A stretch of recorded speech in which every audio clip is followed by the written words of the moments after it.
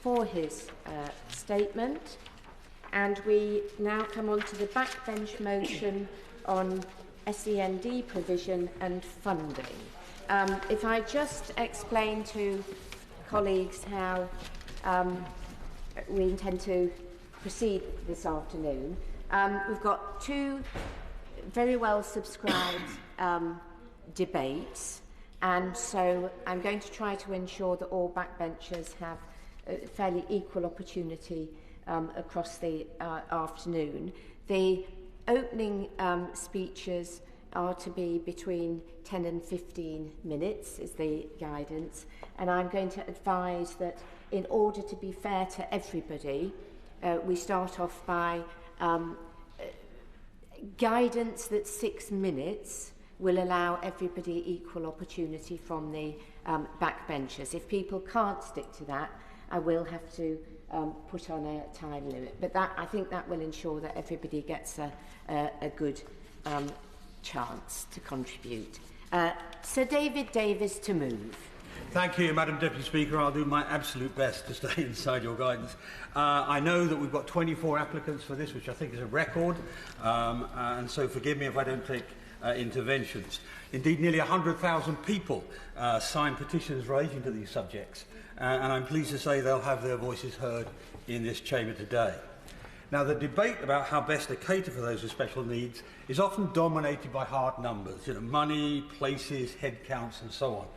That's obviously a vital part of the discussion, but the real heart of the matter is the human impact and the children and families behind the figures. My part of the world, East Riding, has the lowest per capita funding in the country, about a third of the highest. And I will declare an interest here, more than an interest, a prejudice.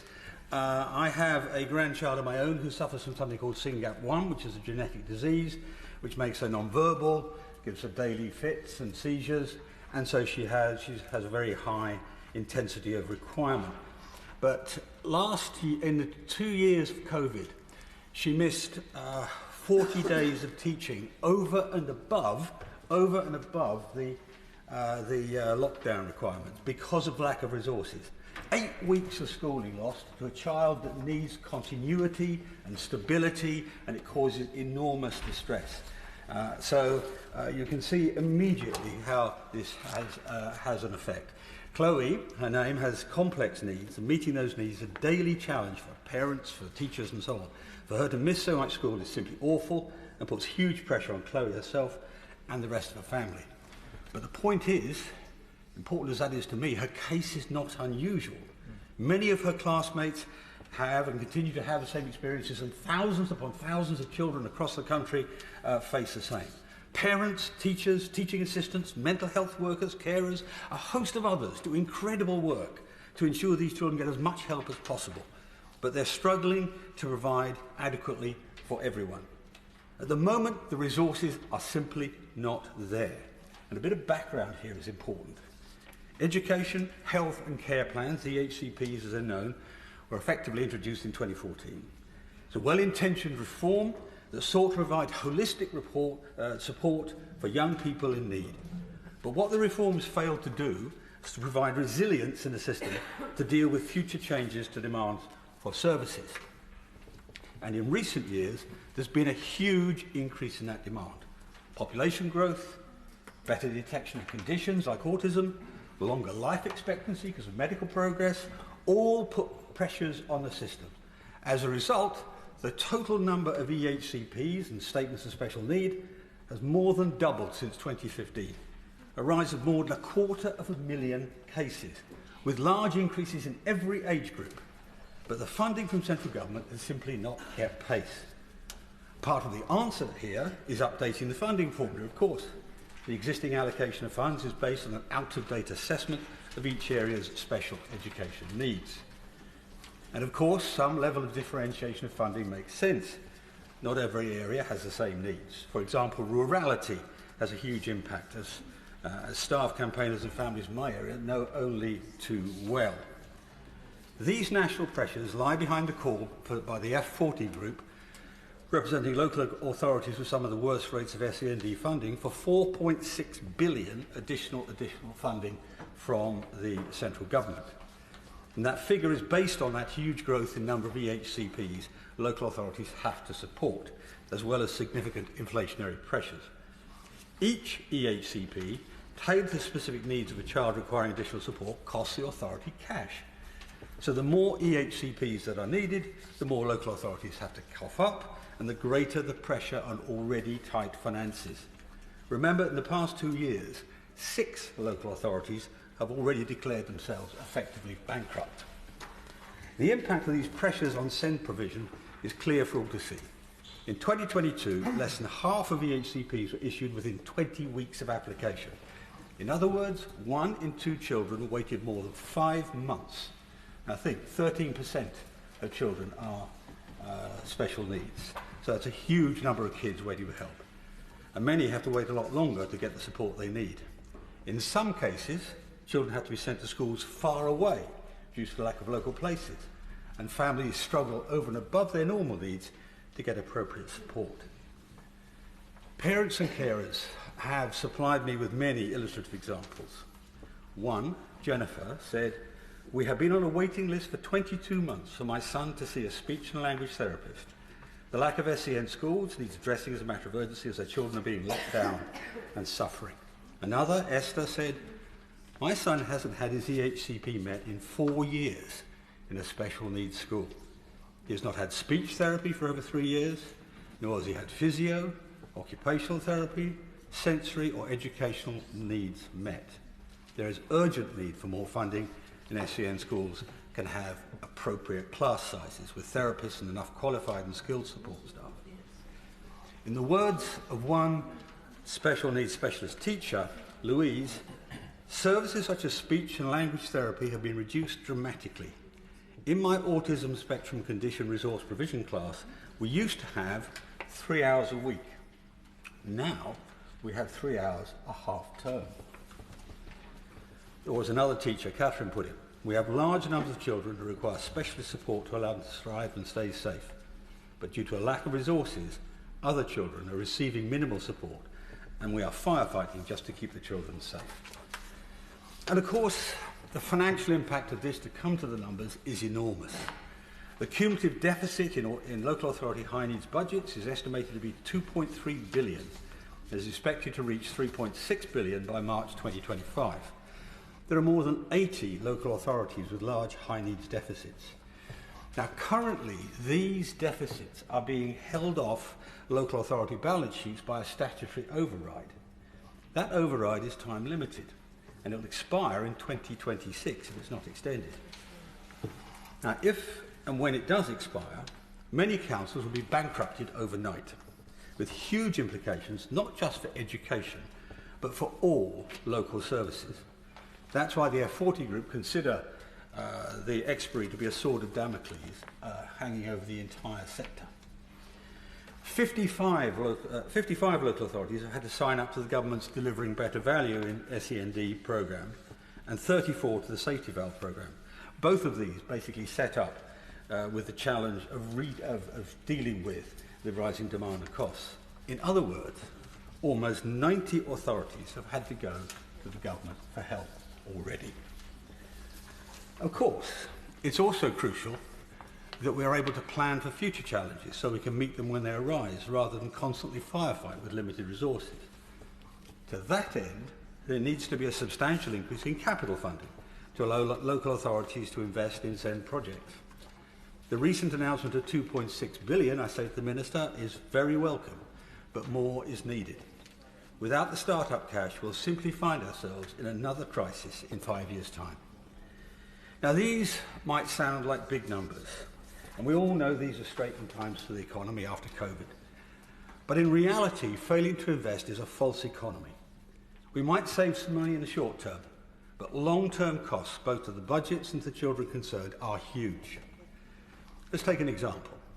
A child suffering from poor physical and mental health, suicidal ideation, poor school attendance. He spent a lot of time refusing to engage at all. Special needs staff set out an action plan, gave him one-to-one mentoring support, thrice weekly pastoral sessions, regular counselling, and organised work experience for him. The result? His school attendance improved, he began to develop friendships with peers, and he was able to manage a full school timetable. His life was transformed. The reverse scenario, however, happens all too often. As Mo, a speech and language therapist, put it, it is widely acknowledged that early intervention is key. However, due to a lack of funding, staffing levels and subsequent long waiting lists, we're unable to provide it. A child might, say, have autism and anxiety and be struggling to get into school and struggling to cope with a day's work. Without help, those things get worse. They come to school less, they find it harder and harder to do basic tasks, their friendships suffer, and it'll be harder then for special needs staff to get through to. Ultimately, they'll need a much greater and more expensive effort to reintegrate them into schooling and require much greater long-term care. Intervening early is transformative, and that requires the resources to act before problems spiral out of control. Now, one further problem, of course, is the severe workforce difficulties that SEND employers face. Specialist teaching assistants, for example, now cost employers £24,000 each, roughly. That's up from about £16,000 10 years ago. But the place funding has not changed from then to now, from £10,000 a child. So we're not matching that extra demand. Many SEND workers will be better remunerated in less skilled jobs. In a challenging economic climate, they may be forced to vote with their feet. One therapist, Hayley, said she had seen a huge decline in skills and knowledge of the workforce. And that won't come as a surprise to anybody dealing in this sector. Now, of course, ministers say they value the work SEND staff do, but this has to be backed up by funding. Otherwise, the workforce will continue to dwindle, with dire consequences for those who rely on them for support. Now, there are many other aspects, Madam Speaker, and I know you want me to be sharp, so I'll not deal with most of them. These challenges extend to further education. Young people aged 16 to 25 make up 27% of those EHCPs, and I know some of my colleagues here will want to touch on that aspect. And as I said, it's not simply a matter of funding. Just this week, the Under-Secretary of State for Justice recognised the need for systemic reform because families were waiting between 9 and 13 months for hearing after appealing against EHCP decisions. Now, I'm sure some of my colleagues in the House could go into these issues in their speeches and will raise their own experiences of helping families in their constituencies. And just as I may mention that my right honourable friend and neighbour, the member for East Yorkshire, who cannot be here this afternoon, agrees with all of these points, but he has to be in his constituency. But members of the front bench too, who cannot contribute to this debate, also have their concerns. I know, for example, the member for Banbury, like many others, has been contacted by many constituents on this subject and taken their worries on board. And there are other ministers too who don't particularly want me to mention them, but who have the same concerns. I can't think why. The bottom line is that support the society provides for its most vulnerable is a measure of its compassion and, in my mind, a measure of its civilisation. That's the key. And I'm sure the government shares these principles, but now we must find a way to deliver the change to make them a reality. The question is, as on the order paper, Gareth Thomas. Thank you, Madam Deputy Speaker. And it's a pleasure to follow the Right Honourable Gentleman for Haltemprice and Howden, who I thought did a superb job in setting out the strategic argument for more funding for special educational, for those with special educational needs. I hope that we will get some hint from the front bench opposite that the Chancellor of the Exchequer has heard the calls of parents across the country, and that both more revenue funding will be made available in this area, but also crucially more capital funding. And I wanted, Madam Deputy Speaker, to raise a series of parochial questions which speak to the more strategic arguments that the Right Honourable Gentleman opposite nonetheless made in the opening speech. At the outset, can I say that I completely recognise from my own casework the stories of parents and the difficulties they faced in getting support for their children with special educational needs, and I'm sure that's the experience of everybody across the House. And I also want to acknowledge at the outset the skill and commitment of those who work and teach children with special educational needs, particularly so in my own constituency, but across the country as well. Teachers, I think, are remarkable at the best of times, but they and other school staff, I don't think, are valued enough. But they're fundamental to our country's future and fundamental to the future of the vulnerable young people that we are talking about today. I'm fortunate in Harrow to be blessed with good special schools. Alexandra Special School in South Harrow in my constituency is particularly good, but we also have Shaftesbury School, Kingsley and Woodland Schools, who are also very effective schools, and I commend their staff in particular to the House. But also I acknowledge as well the impressive performances of Senkos and other school staff in mainstream schools across Harrow, supporting young people in mainstream school settings. Madam Deputy Speaker, there is a clear need in Harrow for a new 300-place special school in Harrow. The four special schools that I have outlined in Harrow face serious financial difficulties, and more investment is needed to support those young people in mainstream Harrow schools get the support they need. Harrow's seen a 55% increase in the number of young people with EHCPs over the last 5 years. Harrow Council's own estimates suggest that that figure is likely to increase by about 100 a year going forward. The four special schools in Harrow have between them just under 500 places, but we're already at 700 young people a year from my community being placed in special schools. So the council are already reliant on finding placements for vulnerable children with special educational needs in schools that are out of borough, further away from family settings, and in private special schools. Indeed, as I understand it, Harrow already has a much greater reliance on private SEN schools than the national average. There's very little space to expand the borough's four existing special schools. And Harrow, unfortunately, is surrounded by neighbouring boroughs that are also seeing very significant increases in the number of young people with significant special educational needs. So the pressure on the private schools and independent schools that cater for those with special educational needs that Harrow might draw on is also rising fast too. What that means is that Harrow is having to see a very high usage of its higher needs budget being spent on significantly more expensive placements than would be the case if an additional special school was able to be built in the borough. And as I understand it, my council are now worried that there will be further significant fee increases in the schools that they're having to use, placing even greater pressure on the existing special needs budget.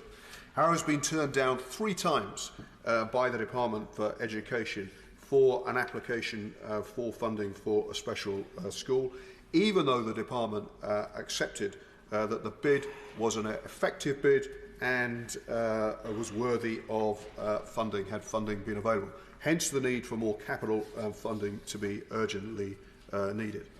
But I would just lastly underline the point that the existing specialist schools in Harrow, and I suspect across the country too, are facing serious financial problems already.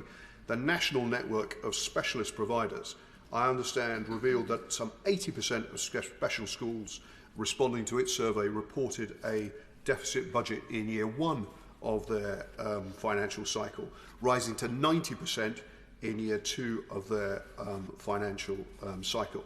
The average size of that deficit £145,000 in year one. It has huge implications for those school budgets, and that needs urgently addressing in the forthcoming budget as well. Chair of the Education Select Committee, Robin Walker. It's a great pleasure to speak in this hugely important debate, and I'm very grateful to the Backbench Business Committee for giving it time, and the Petitions Committee for organising and managing many of the important petitions to which it relates, some of which I hope to come back to. I congratulate my right honourable friend for Haltemprice and Howden for championing this vital campaign. Having worked alongside him on one or two challenging issues over the years, it's a pleasure to do so again. There are three key reasons why I support my right honourable friend's motion today. As a constituency MP with, as we're hearing from across the House, a huge caseload of work on special educational needs, as chairman of the Commons Education Select Committee, and as a long-standing and committed supporter of F40 and their campaign for fairer funding. Getting the right support to children with special educational needs and disabilities is a vital challenge, and it is one which, we have to be frank, successive governments have struggled with. The committee I now chair praised the aims of the 2014 reforms, but in 2019 concluded that their implementation had not been effective and that funding was, quote, wholly inadequate. It is to the great credit of this government that high needs funding has increased very substantially since then, more than doubling since 2015 and increasing 60% since the start of this Parliament. And there has been a real focus on providing more specialist places. But it's undoubtedly true, and whilst it's undoubtedly true that this government has prioritised the needs of SEND children in spending reviews, it's also true that the real and substantial increases haven't been enough to meet demand. Not only is every single local, or the vast majority of local authorities in the country facing high needs deficits, Worcestershire is not by any means amongst the worst, but I've been told by them that they expect their deficit to rise from £34.5 million at the end of March this year to £44 million the following year.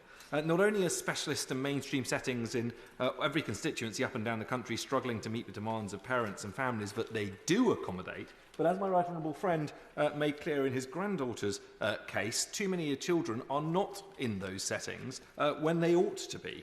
And what the Education Select Committee has heard referred to as non-elective home education is too prevalent in this space. Therefore, it is right that we use this debate to press for more resource for what is legally and morally a meeting of basic need and a fundamental right, the right to education. I want to pay tribute, as others have, to the incredible work going on in every single school in my constituency supports children with special educational needs and disabilities. And I say every single school because it's very clear today that SEND children and children with EHCPs are spread across the entire school estate, mainstream as well as specialist, almost without exception. Teachers and leaders I hear from in mainstream primary schools, early years settings, secondaries, sixth forms and colleges have spoken about a rising level of need and complexity of need in what they're observing. And it's even more acute in the specialist settings, which some years ago were dealing with a few highly complex cases of children with multiple and severe conditions alongside larger numbers of children with a single diagnosis. Today, they are seeing a higher and higher proportion of their intakes taken up by those with multiple and severe conditions. And both Regency High School and Fort Royal Primary in my constituency have described the pressures that creates. We should all be supporting the incredible parents and carers who support SEND children, but recognising, as the government's green and white papers have, that the current system has been a source of frustration and confrontation for them. We should be supporting the aspirations of those papers to deliver the right support in the right place and the right time, but to do so will require the scale of resource and the investment in training, infrastructure and needs-based funding that this debate is calling for.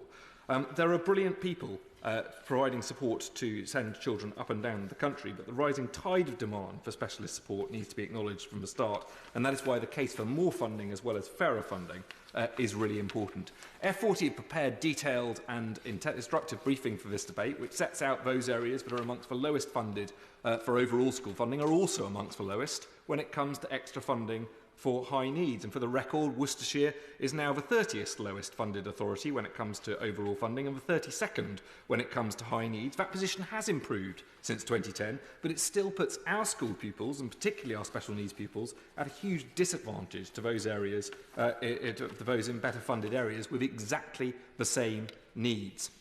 Now, I know that the Minister in the Department for Education drafted legislation to take the next step in delivering on our manifesto promise of fairer funding formula by making DSG payments directly to schools rather than through local authorities. That fell victim to the demise of the late schools bill, and I'd asked the Minister for an update on when the Department plans to take that crucial next step. But what F40 are calling for today is not reallocation, it's growing the size of the pie and doing so with urgency, and that has been backed by the NEU, by Maskell, the National Association of Head Teachers, the Early Years Alliance, the National Governors Association, who all agree that the high needs block requires an extra £4.6 billion a year just to prevent the current crisis in high needs from getting worse. And that's been estimated through the growth of EHCP since 2015. The reality is that substantial revenue funding ask in today's motion is only part of the solution. We need to reduce lengthy journeys, which place huge strains on home-to-school transport budgets, but do nothing for the welfare of children. Like many others, my local authority is seeing huge increases in its home-to-school transport budget, and that's contributing to another growing deficit, putting more pressure on local families and other services. And although I appreciate DfE isn't the funder for those budgets, joint working with Duluth to ensure that they're properly funded and effectively used is vitally important. We need to ensure that worthy aspiration set out in the last spending review settlement, the £2.6 billion to provide new places, isn't just dealt with as a once-off. It needs to be continued in future spending reviews. And with that in mind, I'm very grateful for the investment that's gone into a new all-through specialist autism school in my neighbour's constituency in West Worcestershire. But I know that my primary special school at Fort Royal, my secondary special school at Regency, are all desperately in need of expansion. And we need to see that capital continue to come. And we desperately need a new specialist assessment centre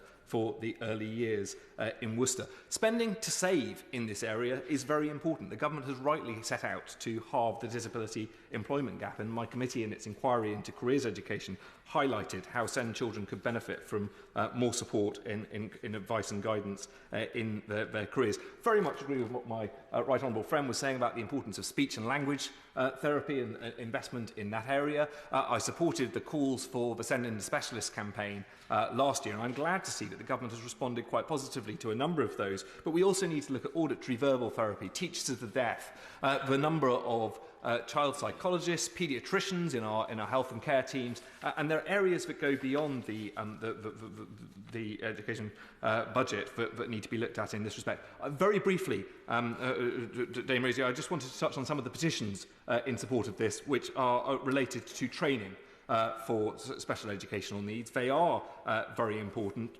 And I welcome the fact that the government has made some moves to include more special educational needs content in the initial teacher training curriculum. I would urge them to also look at the early career framework in that respect. That would echo some of the calls that my select committee has already made in that respect. And I also see petition 591092, which called for greater qualifications for SENCOs and to set a higher bar for their expertise and training.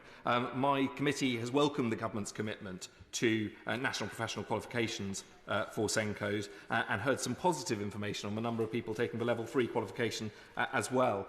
My honourable friend on the front bench wrote to us to say we have increased funding for an additional 2,000 SENCOs to be trained, taking the total up to 7,000. And in October he told us the project is on track to train a minimum of 3,000 SENCOs by August 2024. I would ask him if he can confirm that trajectory is being maintained. This is a hugely challenging area. It's very important, and it would ease a large and growing financial burden affecting every local authority up and down the country, but it would particularly benefit children with SEND and their families if the aspirations set out in this motion could be delivered, and I therefore commend it to the whole House. I thank the two opening speeches for being nearly within time. And just a reminder that my guidance is 6 minutes. Ian Lavery. Thank you, Madam Deputy Speaker. We can only be said to be a decent, humane society if we've done our utmost to provide help and support for the most vulnerable children in our communities. We should not only be able to proclaim that we provide for reasonable levels of material well-being for such children, but that what we are also allowing them to access to the education they need to better their lives. On both counts, this government has failed, Madam Deputy Speaker. But one of its most glaring failures is in its failure to provide the necessary funding for the educational requirements of children with special educational needs and disabilities. Will my honourable friend give way? I'll give way. Is my honourable friend as concerned as I am at the regional inequalities both in the educational health and care plans prevalence, but also about the inadequate resourcing that reflects this particular need? Thanks very much for that very clear intervention. I'll come on to that point later on in my contribution. But as a nation, we generally fail to make educational provision the priority it actually deserves. We can only develop a modern and diverse economy if we have people with the necessary skills and knowledge that such an economy requires. But, and most importantly, our working class children will continue to be held back if we do not prioritise the proper funding of our schools and further educational colleges. You know, it's shameful that the UK only spends 4.2% of our national income on education compared to the other members of organisations for the economic cooperation and development who spend an average of 5%. When one considers the financial resources provided for the educational needs of pupils with SEND, this underfunding is even more pronounced. According to the F40 organisation that represents the 40 local authorities with the lowest amount of education funding, to make up the shortfall, an additional £4.6 billion for baseline funding is required. And without this additional spending, children with SEND will not find the places they deserve in either mainstream or specialist schools. Yet at a time when more SEND funding is so desperately needed, the funding is actually decreasing. Looking at the educational health and care plans in September 23, my own local authority, Northumberland County Council, reported that the number of EHCPs in Northumberland are increasing by 10% per year. Increased needs should, of course, be met by increased funding, but central government has only increased the element for SEND funding with its grant to the council by 8.84%. And indeed, over the past 4 years, there has been a 72% growth in educational health and care plans, whilst funding from the DFE has only increased by 42%. Absolutely unbelievable. At 23-24, for the first time, the Northumberland Schools High Needs Block will overspend. Expectations for April 2025 are even worse, and there'll be a minus 12% deficit at minimum. But on a positive note, there are more learners with SEND having their needs well met in Northumberland schools than ever before. This is a testament to the fantastic work that the schools and the local authority staff finding ways amidst the chaos to continue, but they're being absolutely stretched to the limit. I want to pay a tribute to the staff and the pupils and indeed the parents at the Dale School, Cleeswell Hill School, Collingwood School, Castles, among other schools in my constituency, who continue to do an absolutely fantastic job. But looking at shockingly, the amount per spend per child is allocated by the government is 10,000, an amount, Madam Deputy Speaker, that has been frozen for 11 years. Cost pressures on schools have increased greatly, yet the amount per child with SEND has remained frozen for over a decade. Absolutely astonishing. Many children with SEND can only attend schools that have the physical environment that is appropriate for them. This requires ensuring that the schools have at all the times the adjustments such as in terms of layout and means of access that these children have to need in that environment. Some students with SEND also need specialist electronic education equipment and IT provisions. These needs can only be done with adequate capital spend. And last summer, the government announced £2.6 billion increased capital funding for the support of specialist provision. Yet this has to be assessed within the context of the 80% cut in devolved school capital funding that was made in 2011-2012 at the time of the Conservative and Liberal Democrats coalition government, which of course has led to the current school repair bill of £11 billion. This increase also doesn't reflect the recent inflation in construction costs and it's grossly, and in my view, grossly inadequate. It has to be remembered as well as when the local authorities are not able to provide their own places for children with SEND, they often have to pay for expensive private schools to take them in, putting further strains, I should say, on their budgets. Students aged 16 to 25 with SEND need access to further education in order to enrol in the courses they want and to maximise their full potential, both academically and in terms of their future employment prospects. There are specialist further education colleges for some students with SEND, which are more costly for local authorities and don't have adequate places to meet demand. These FE colleges may be best for some, but many would benefit from enrolling in mainstream further education colleges. There are wider social issues, Madam Deputy Speaker, at stake. Parents who cannot find special places for their children with SEND are often forced to care for their children at home. As recently reported by the BBC, this can take its toll on such families, both in terms of finances and mental health. These parents can find themselves isolated, stressed and depressed. Moreover, they're unable to work and in many cases are forced to rely on benefits. Madam Deputy Speaker, instead of concentrating on helping these families by increasing funding so these children can attend schools that meet their needs, the Prime Minister this weekend seemed only to be interested in depriving the sick and disabled of their benefits. I've got to say in conclusion, we've got to address the lack of fair funding within these schools, within the SEND schools, and there cannot be any further cuts and no further delays. I think it may be helpful if I actually put the clock on, so that, because otherwise others are going to have their time cut down. Caroline Nokes. Madam Deputy Speaker, and I'm sure the clock will be very helpful. It is, of course, a pleasure to follow the honourable gentleman, and I pay tribute to my right honourable friend for Haltemprice and Howden for having secured this really important debate. I'm going to start off with something really quite unusual in this place, a mea culpa, because I remember serving on the Bill Committee for the Children and Families Bill, later the Children and Families Act, in which we debated at length education, health and care plans and how we aspired to them making a real difference. And we thought they would. So that's the mea culpa. We thought this would see education, health and social care funding brought together and enabling those children of which we are all speaking this morning to have the opportunity to thrive and to achieve everything that we know they can do and that they need to do. And sadly, I can remember one word recurring in that debate again and again, and it was the word fight. Parents were tired of fighting for the right school place, for a statement at that time, later to become the EHCPs. They were tired of fighting for the right transport to get their child to the education setting that they needed.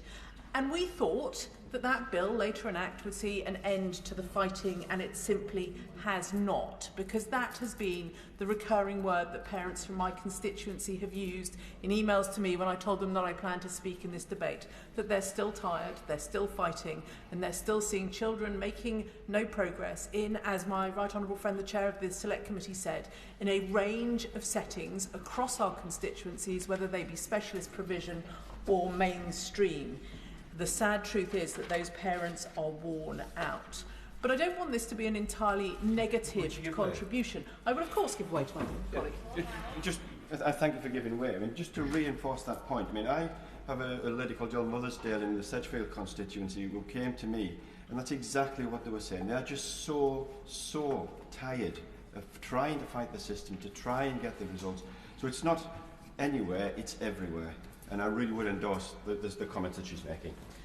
Well, my honourable friend is right. It is everywhere. And I have had a mother contact me about her two daughters, one of whom she says has made no progress in her school setting for years and is being allowed to sit at the back of the classroom making no contribution and indeed will not pass her GCSEs and will more than likely never move into employment. And it's that transition that we have to look at, that children have to be given the opportunity to achieve the maximum that they can do so that they will go on to perform useful roles in society, in work, so that the children of today are not the DWP's problem of tomorrow, or worse, the MOJ's problem of tomorrow.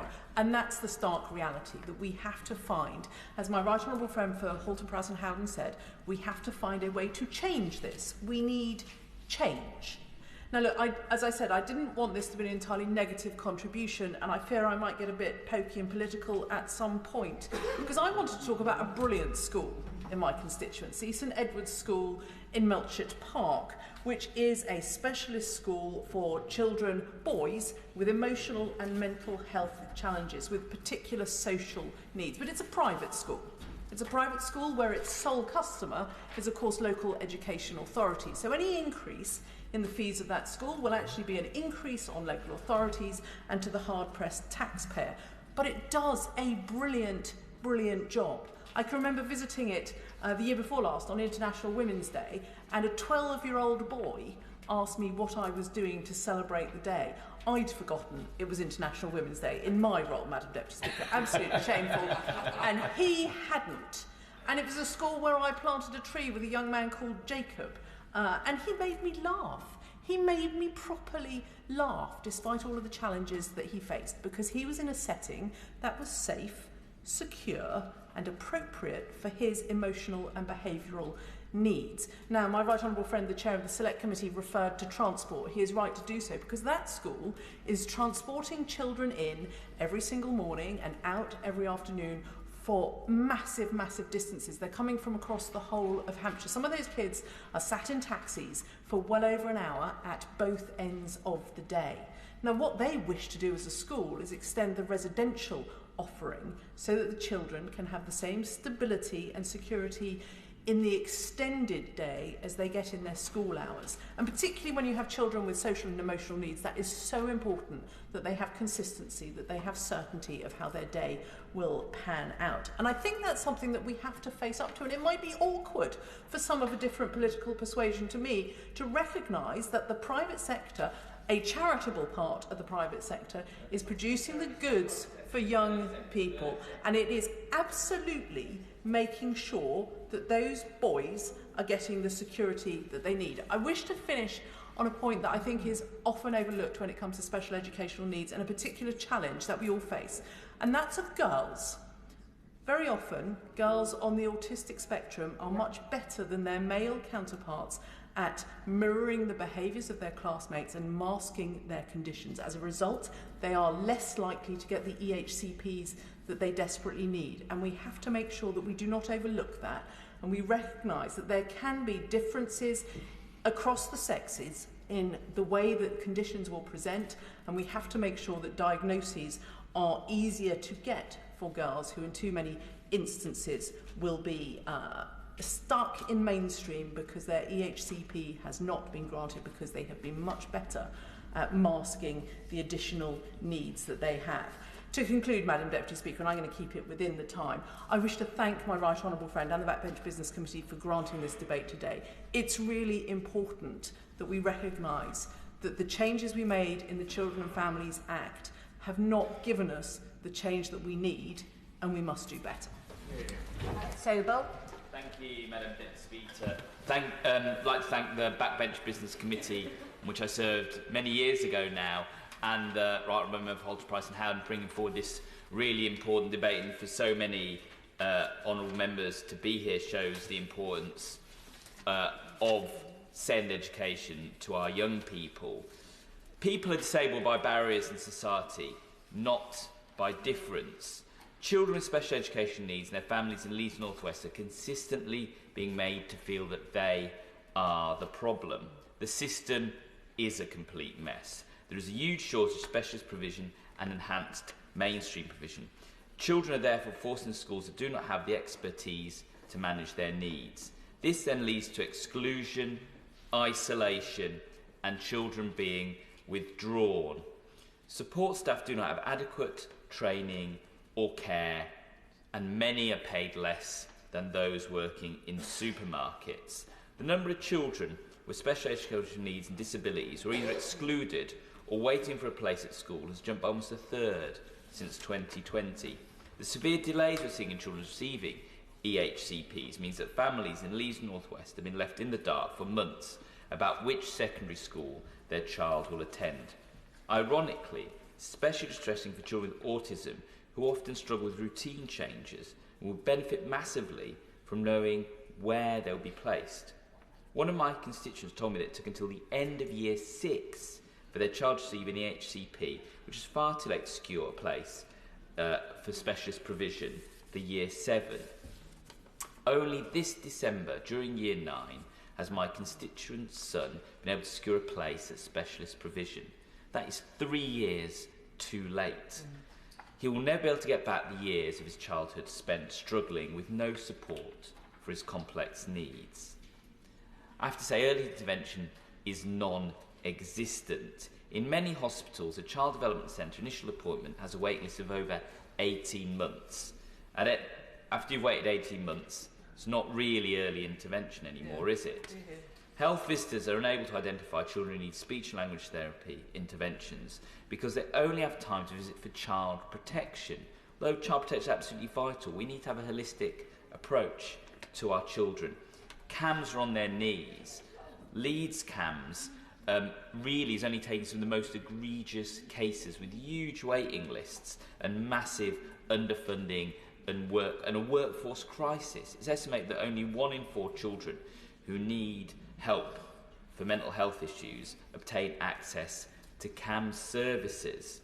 But I do want to, for a minute, look at some positive examples of provision in Leeds. I've recently visited 2 settings. First, Lighthouse Specialist School in my constituency, also Vine provision, which is part of Leeds City College, with my right honourable friend and neighbour, the member for Leeds Central, in his constituency. Lighthouse Specialist School for young people with autism. And I had one of the most challenging and interesting Q&As with a group of young people there. The first question I was asked is, what is the meaning of life? That is not the normal question that you get, as I'm sure all the members here know, when you go for a school Q&A. What was your answer? My answer, I hear the honourable member for Hayes and Harlington asked me what was my answer, and my answer was 42, referencing Douglas Adams, which they all knew far better than me. So they were a very bright and articulate bunch, but the fact that they were was because of the school and the additional support that Lighthouse gave. And Lighthouse is struggling for funding. It is a charity, and as well as the funding it receives, it gets additional funding and support through charitable means. But that shouldn't be how a school operates. It should be able to survive on and thrive on statutory funding. At Vine, it's a specialist PMLD facility with really a very challenging cohort of young people, many of whom are non-verbal. The families who I spoke to with my honourable friend, they were so grateful for this provision, but we need so much more. Their facilities included a hydrotherapy pool, rebound facilities and sensory perception rooms. But that is the only facility like that in the whole of Leeds, and people come from miles away. So making sure that we have suitable schools and services for these children should be an absolute priority. But unfortunately, due to the fact that we've had the government abandoning funding for local authorities, Leeds City Council does not have a budget to manage and to enhance these school places. This is not just a systemic letdown. To knowingly force children to school placements that we know are not right for them, or to simply accept the fact that they'll not receive any education at all, it is neglect. And the neglect of vulnerable children, I'm afraid, amounts to abuse. Thank you. Sir Jake Berry.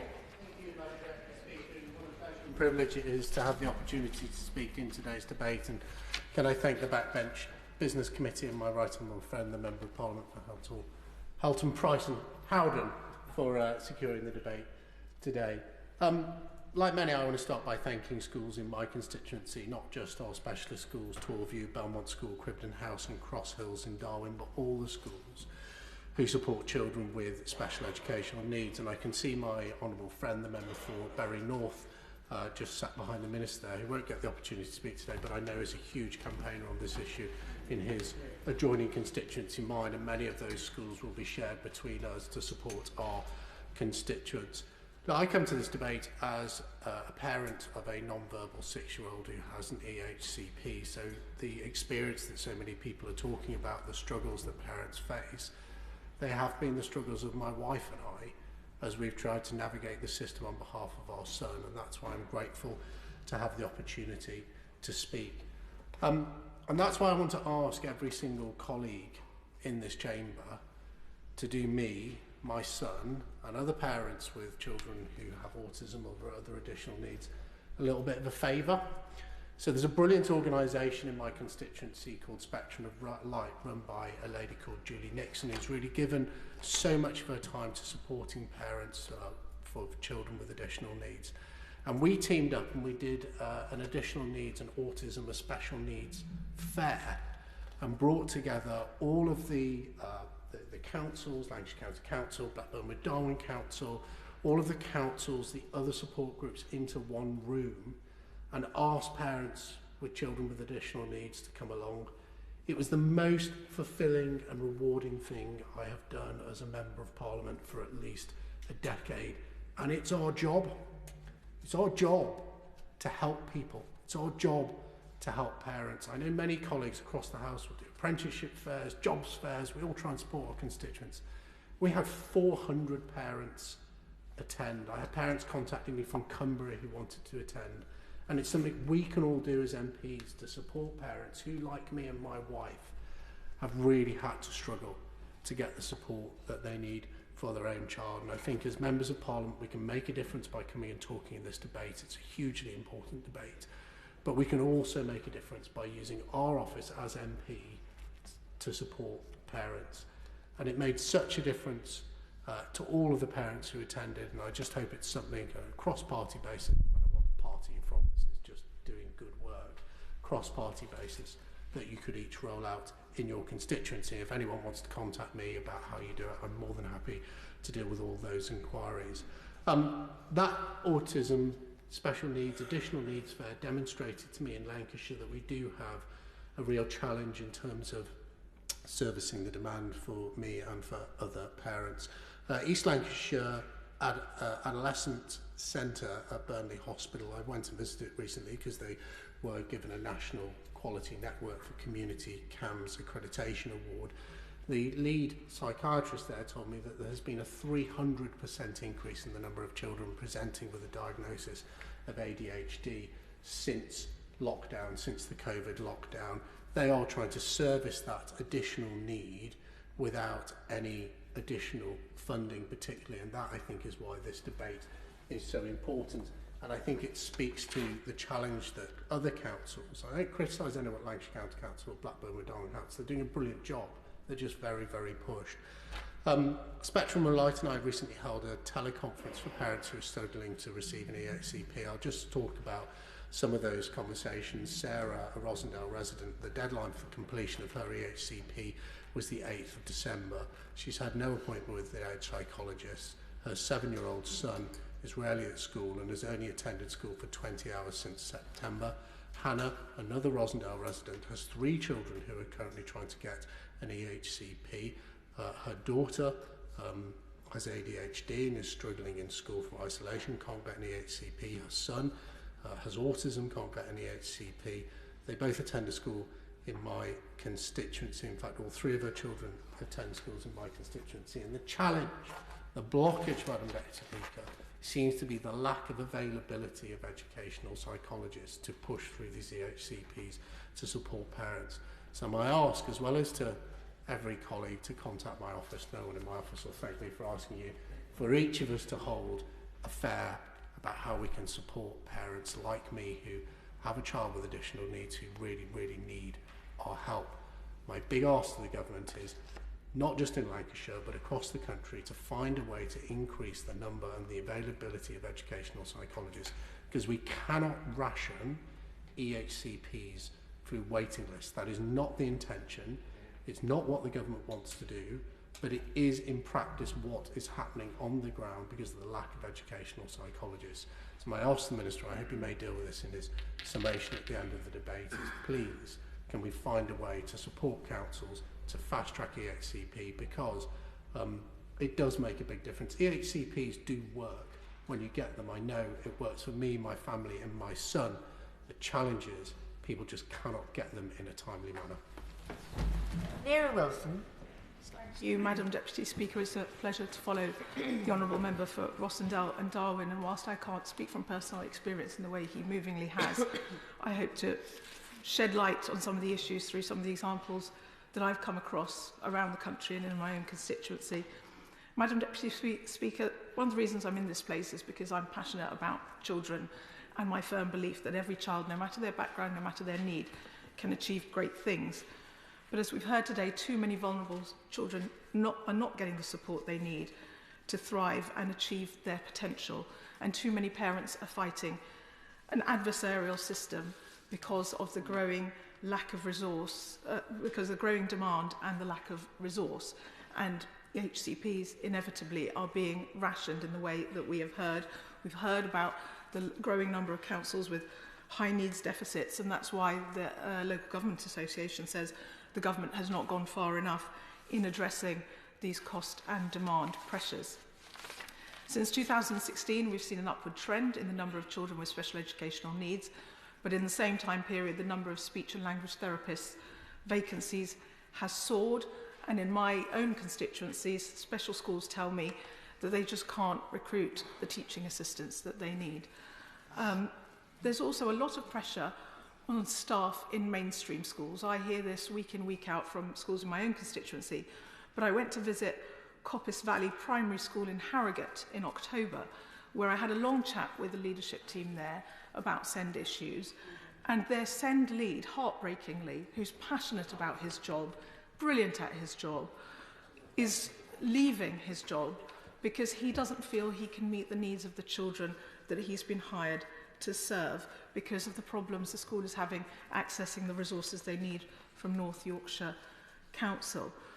My honourable friend who can't be here today, the member for North Shropshire, wanted me to share the story of a 16-year-old boy in her constituency who has a life-limiting degenerative condition and is totally reliant upon the care of others.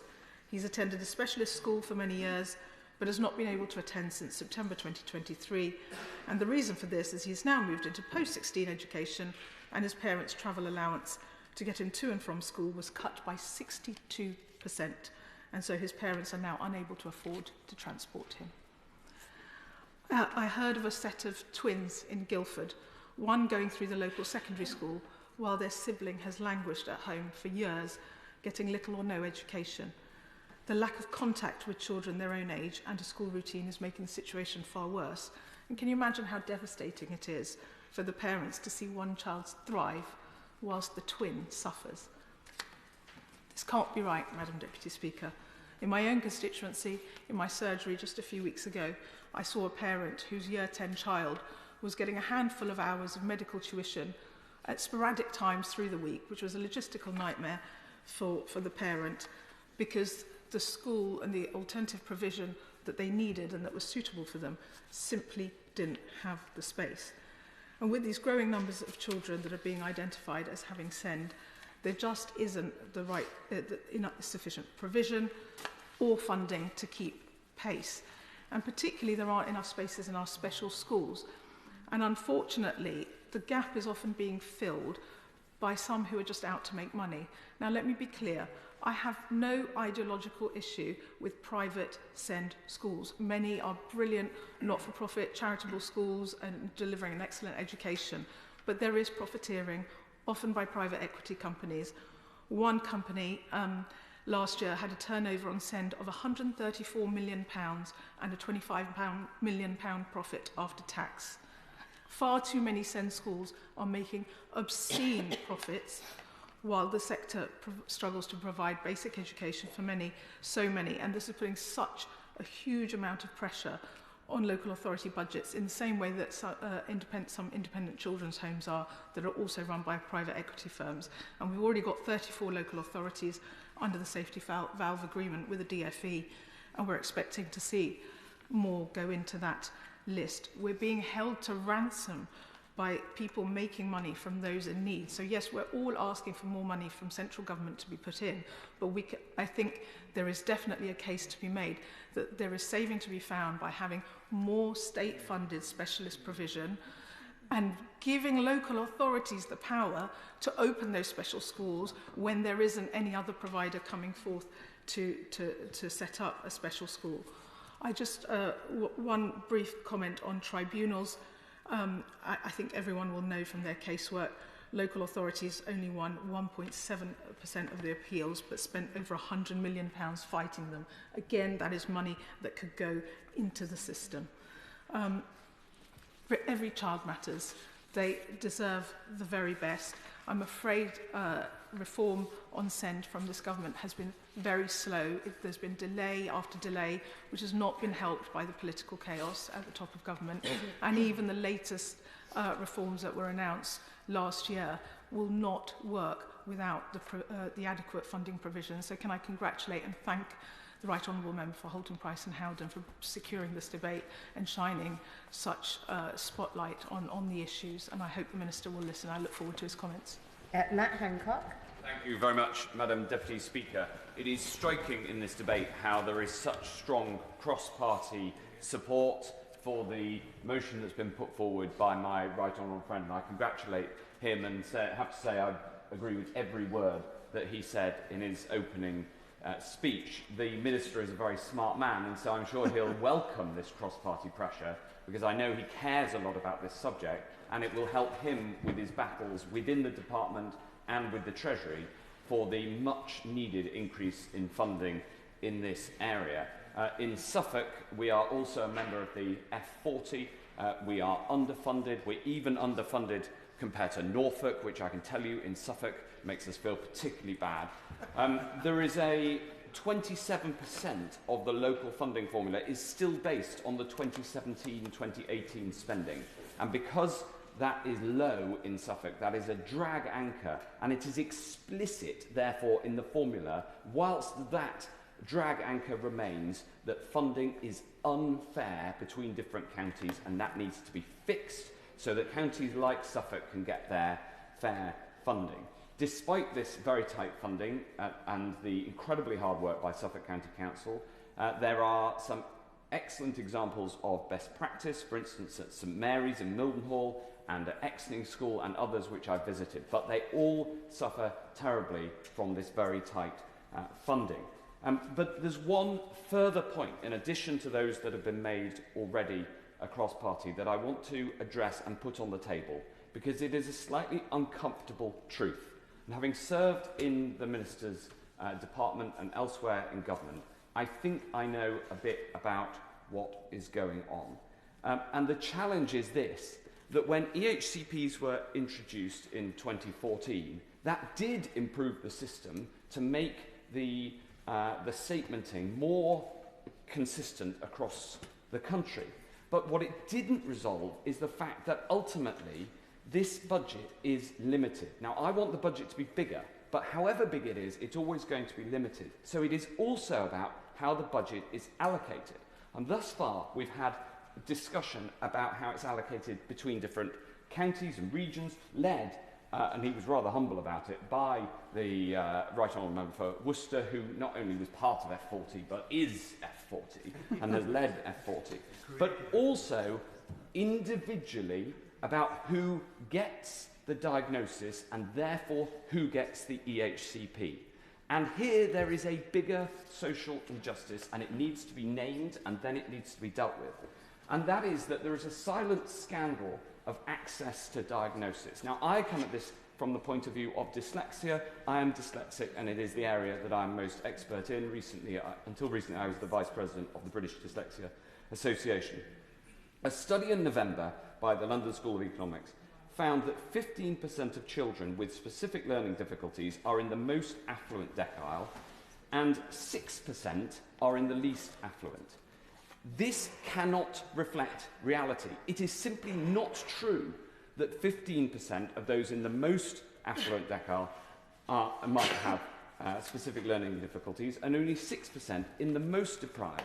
But the truth is, and this is just a fact of life, that in the most affluent decile, there are parents who can pay the 600 quid for diagnosis outside of the state system, and there are more parents who are articulate and able to fight, go to their MP, go to the council and make the case, as my right honourable friend, the member for Rossendale and Darwen, does for his child. And that means that there is an unjust allocation of diagnosis within the system. There is relatively too much diagnosis amongst those in the upper echelons of the demographic scale, and there is relatively too little for those who are less well off, and this is unfair. And it ultimately is an affront to universal education. I believe in universal education because it underpins universal equality of opportunity in this country. But if we say you can have universal education, but by the way, if you need a special need, then your parents can pay 600 quid to get you identified, and then you're more likely to get the ECP, and therefore you're going to get much more state money that follows your child.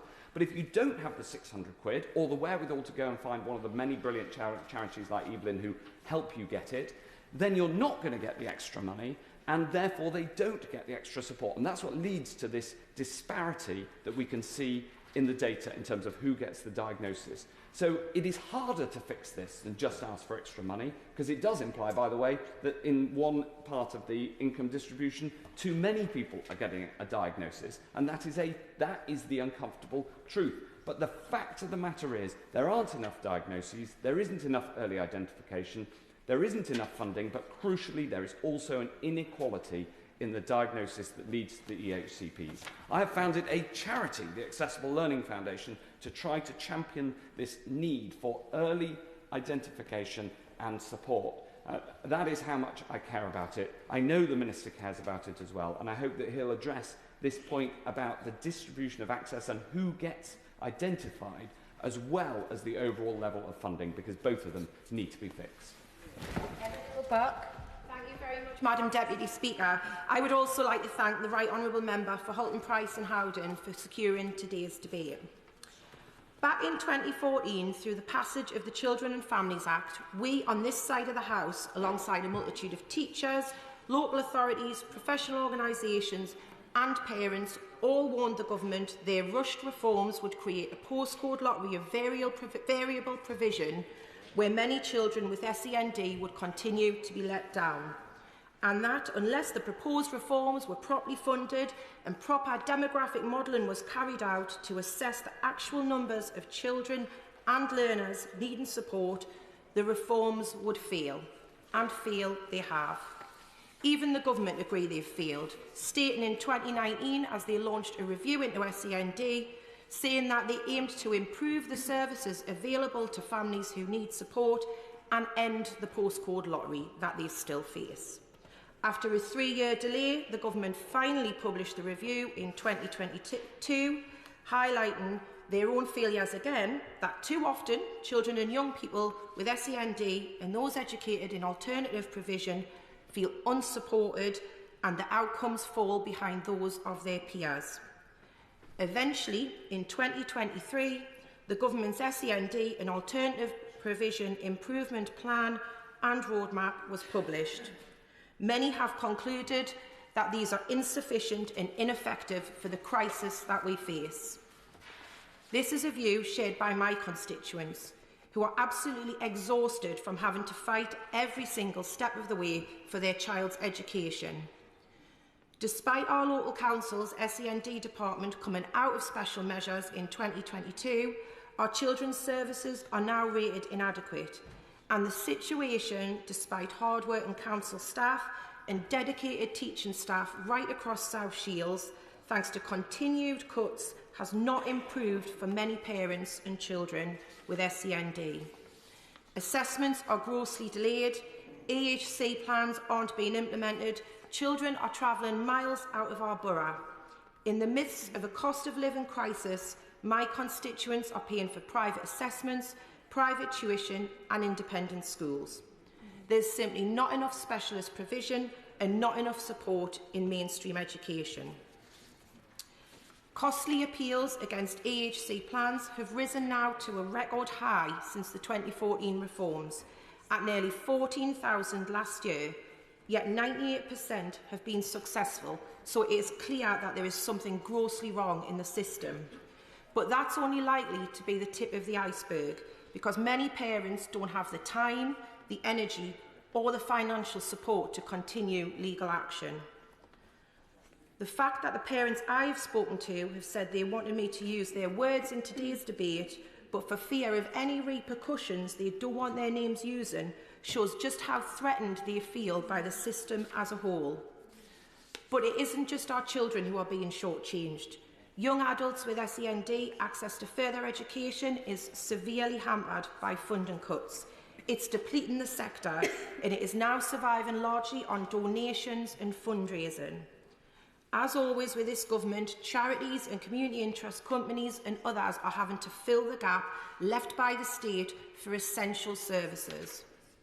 Without the North East Autism Society and Autism Able in South Shields, I know that my constituents' learning needs would not be getting met. Access to education should be a fundamental right for all children, no matter who they are, where they are from, or what their circumstances are. A good education can mean the difference between where you begin in life and where you end up.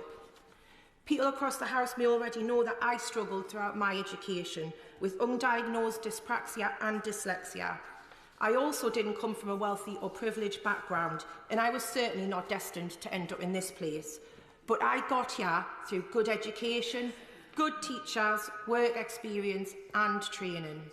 Because education can make the impossible happen, and that's why my party's goal always has been and always will be educational excellence for every single child in this country. Yeah. Vicky Ford. Thank you, Madam Deputy Speaker. I'd like to start by thanking the member for Hope and Haltemprice for bringing this really important debate on SEND to the Chamber today. But before I speak about SEND, there's been some young people and children sitting in the gallery in different groups throughout. And I'd just like to say how incredibly proud I am of our nation's children and how incredibly proud you should be of yourselves. Today, our children rank 11th in the world for maths and 13th for reading. I don't know if you're year 13s, but if you are, when you started school in reception, or those children watching today, they were 27th in the world for maths and 25th for reading. It's been a massive change. And I fundamentally believe that every child should have the right to a world-class education, because that education is what will give you the freedom to make choice about what you do with your future. And every child should have that choice, and that is why special educational needs children are so important. We should make sure that they have those choices too. No child should be left behind. They should have the right support, the right opportunities and the right places for them. There has been a doubling of the high needs budget since 2015, so it's not fair to say there's been funding cuts. It's not true. But there has also been a very significant growth in demand. And as Children's Minister during the pandemic, it does break my heart the toll that the pandemic took on children, not just in this country, but globally. We know it took a big toll on those children who are already known to have SEND, but it's also meant that more children are presenting today with special educational needs than there were in the past. Now, I believe part of that is to do with the early years. Those early years are so crucial to a child's development, the development to their communication skills, the development to their educational skills. And really young children missed out on those crucial few years. when I visited a primary school in my constituency in Chelmsford last term, I was told in their reception class today 50% of the children are not properly toilet trained. A massive change. Other primary schools have told me how they are seeing more reception year one children presenting with what they think may be somewhere on the autistic spectrum, some ADHD needs, but because they weren't assessed earlier or given more support in the early years environment, they've arrived at school without that support, which could have helped them to cope more easily with mainstream schools. So I've been working with Essex County Council and some of my schools about what we could do about this. There's clearly a backlog in assessing children.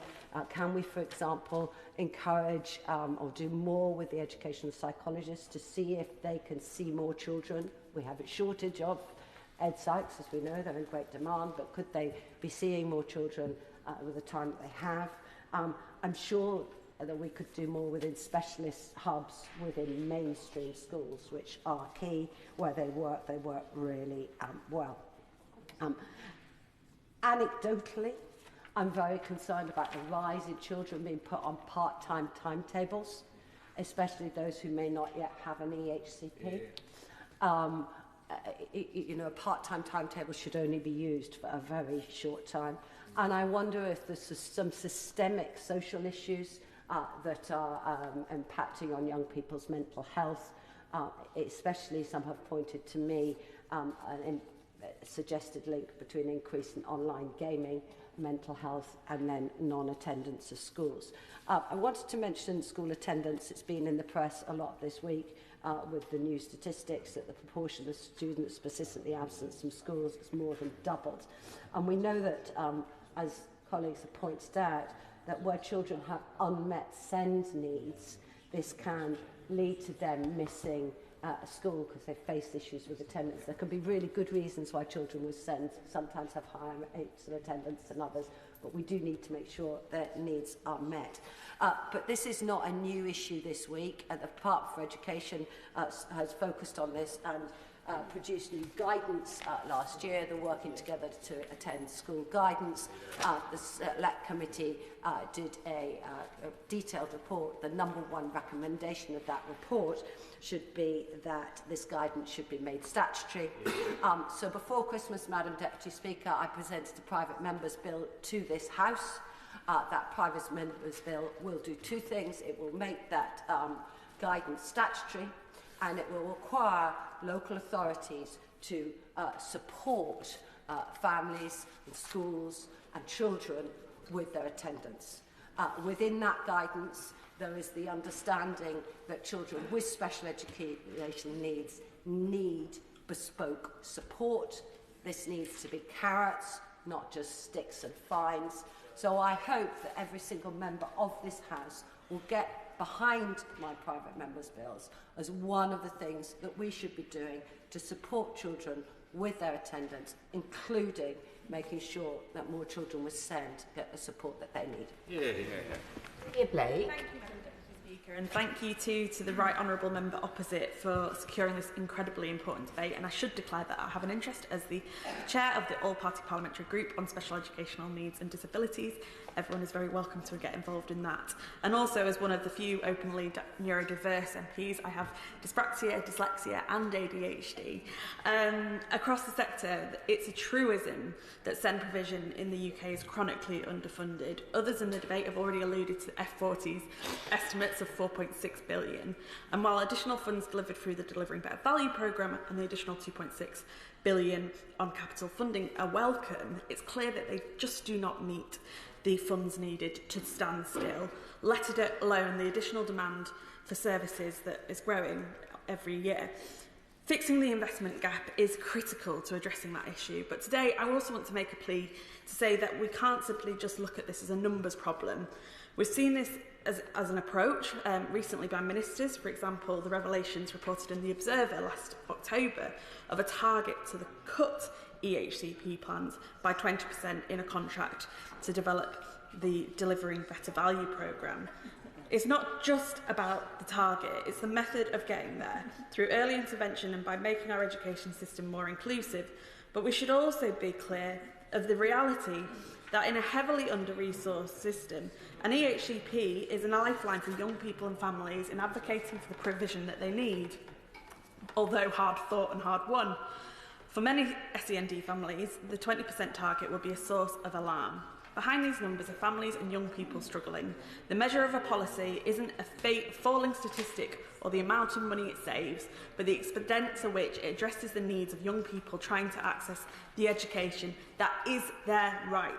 I strongly believe that our approach to this issue should start with treating SEND young people and their families with the dignity and respect that all people deserve.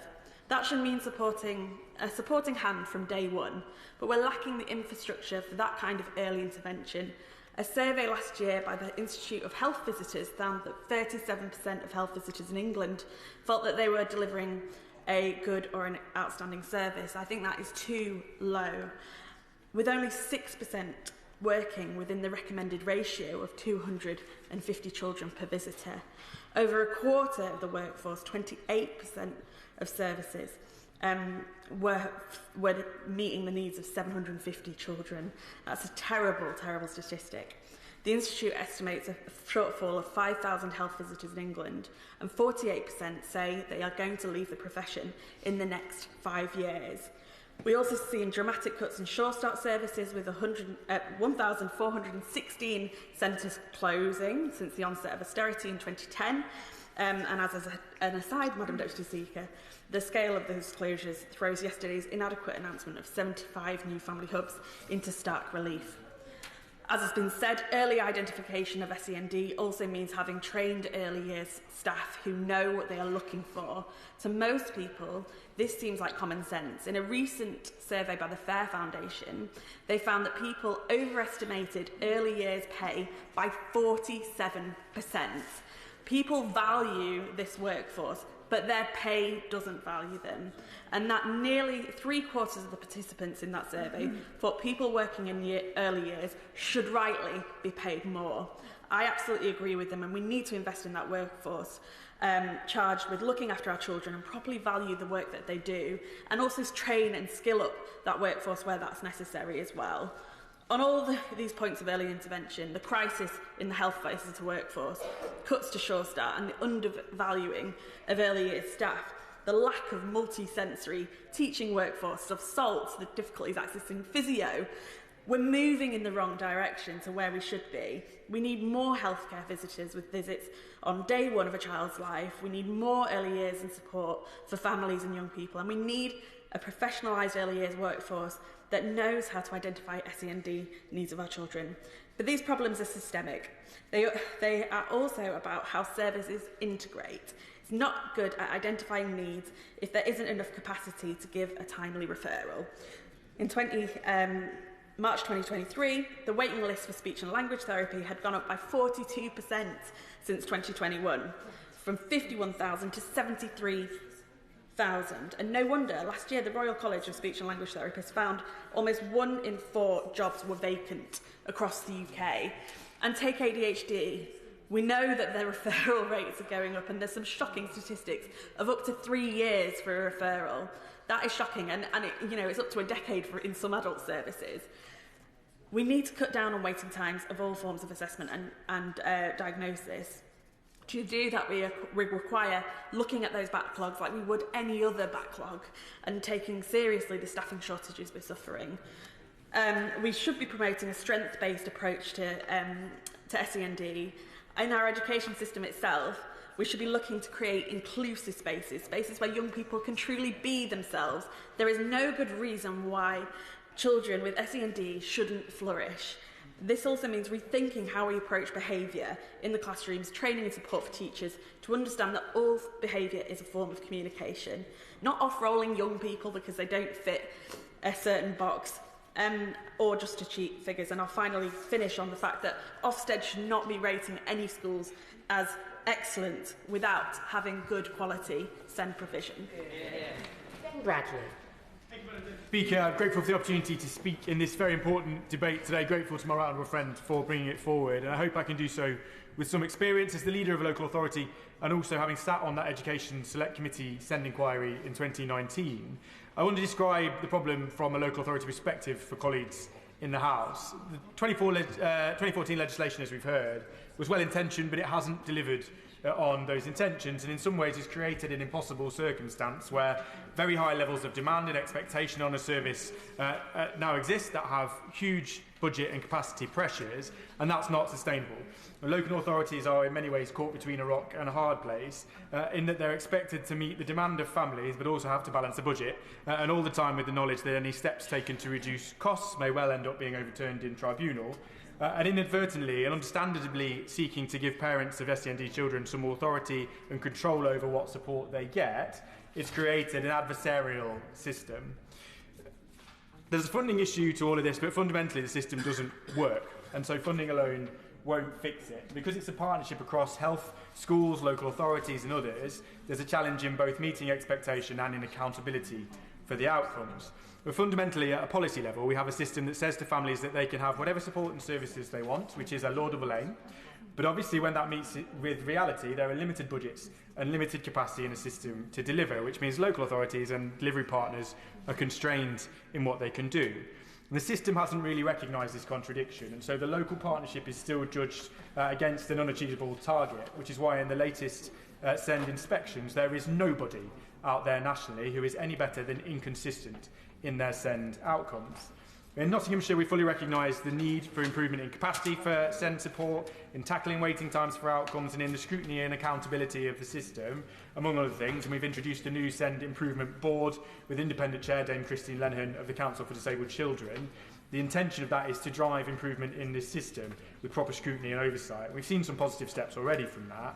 We're fully committed to tackling it to the extent that I've also created a specific cabinet role for SEND support. We're constrained, though, in truth. The inspection regime isn't really sure what it's asking us for. Many authorities have huge deficits in their high needs block, massively overspending, and yet have received more positive inspection outcomes. Whilst we've balanced the budget, we don't have a deficit, which clearly has an impact on services. That doesn't seem to be a factor in inspection outcomes. So are we being asked to balance this budget or not? We have a legal duty to do so, but that isn't recognised by Ofsted. So Nottinghamshire has among the poorest funded children in this space. We're among the poorest funded authorities. We still balance our budget for additional needs. Other authorities who have more money and still overspend massively are rewarded with better inspection outcomes. Fundamentally, the system doesn't have a shared and coherent view of what the system is asking us to deliver, and that is a huge issue. We're also told that government's approach is to increase inclusion within mainstream schools where possible, and that's absolutely right, I think, with appropriate support for children who can to be supported in mainstream settings wherever that's possible, and for us to work with schools and Sencos to deliver that. Notts has taken that approach for many years, and in some government circles have been held up as an exemplar of good practice, and in inspections we're marked down for it. Again, different parts of government telling us different things, and it's not always clear what it is we're really being asked to do. We take a graduated approach to step up children up the pyramid depending on need, but the first response is to try and support children to remain in mainstream school, and that's partly because it's very often the best outcome for children, partly because it's a requirement of a system with limited funding that we try those lower cost options first. And from an outcomes perspective, as I say, it's often the right thing to do, because fundamentally, although some children will require lifelong care, for many, ultimately, we want them to go on to live independent lives, to be in employment. We should have high ambitions for our children. It's often not the best thing to become more reliant on more services than you need, because it can make that journey into being an independent adult more difficult. Every child and every circumstance is different, but at each stage from what I'm saying here, you can see where the tension and the conflict arises. The opinion of health professionals and people tasked with achieving the goal of helping children become independent adults often clashes with the totally understandable desire of parents to get the very most and very best support, bespoke support available for their child. Finally, SEND transport, Madam Deputy Speaker, which is one of the biggest pressures on council budgets at the minute. Our budget has seen a 50% increase over 5 years due to rising demand, inflationary costs of fuel and contracts, wage rises. So again, we're in a place where we're trying now to save money.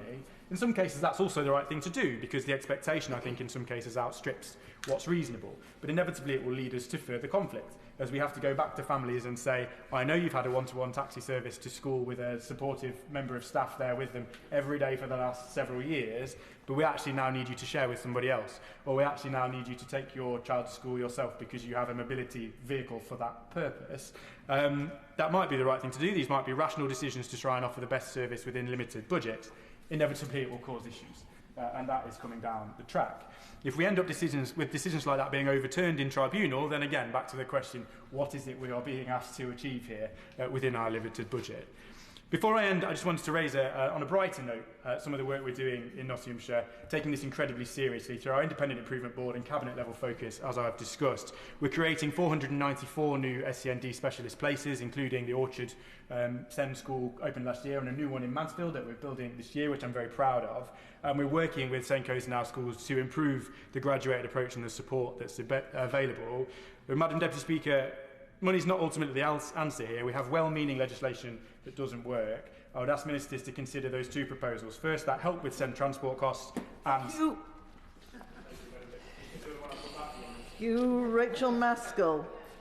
Madam Deputy Speaker, such is the need in York that I've been taking a comprehensive project around SEND. At a recent SEND summit in the constituency of parents, all agencies and charities, all were desperate to see children have their care needs met. To put it into context, York is the 17th worst funded schools area and also in the bottom third for higher need. Children in York deserve the same as children across the country, and there should be no differentiation. Recently meeting in York's hospital's paediatric team, they highlighted the change which they are seeing. In 2018, they assessed 42 children. In 2022, 118. And last year, it rose again. The story is that funding is not rising with the needs children have, and the same is occurring around EHCPs. We need to see the rises being met with that increase in funding. We think about the workforces, health visitors, physios, psychologists, speech and language therapists, special school places, and ensuring our mental health services as well. We need a comprehensive multi-agency workforce plan, and that's my first ask of the Minister.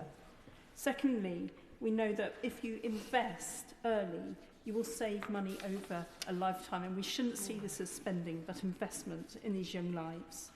We need to ensure that they have the equipment they need as well for those children with physical impairment, not waiting forever for a wheelchair, but getting it on spec and on time. And in the case of one of my constituents, who is now placed in residential care halfway across the country just because they need an accessible shower in their home. Saying goodbye to parents, as I read this week, brings tears to both of their eyes. Goodness knows the long-term cost of this. We need to smarten up when it comes to children with need. But it's not just health or local authority funding, but education too. And I have seen the travails of our teaching assistants in York being stripped of 52-week contracts to term-time-only contracts, juggling at least 2 jobs just to survive on the lowest pay scales you can imagine. Every day, they teach, they nurse, they support the emotional, physical, mental health needs at a high degree of skill. We need to have a proper job-evaluated scheme for teaching assistants and a national pay spine. They need recognition, and their wages must reflect that. And also we need to have a look, as we've been hearing this week, around those children excluded. We know that on the data, autistic children are almost twice as likely to be excluded with or without a plan. This comes at a heavy cost.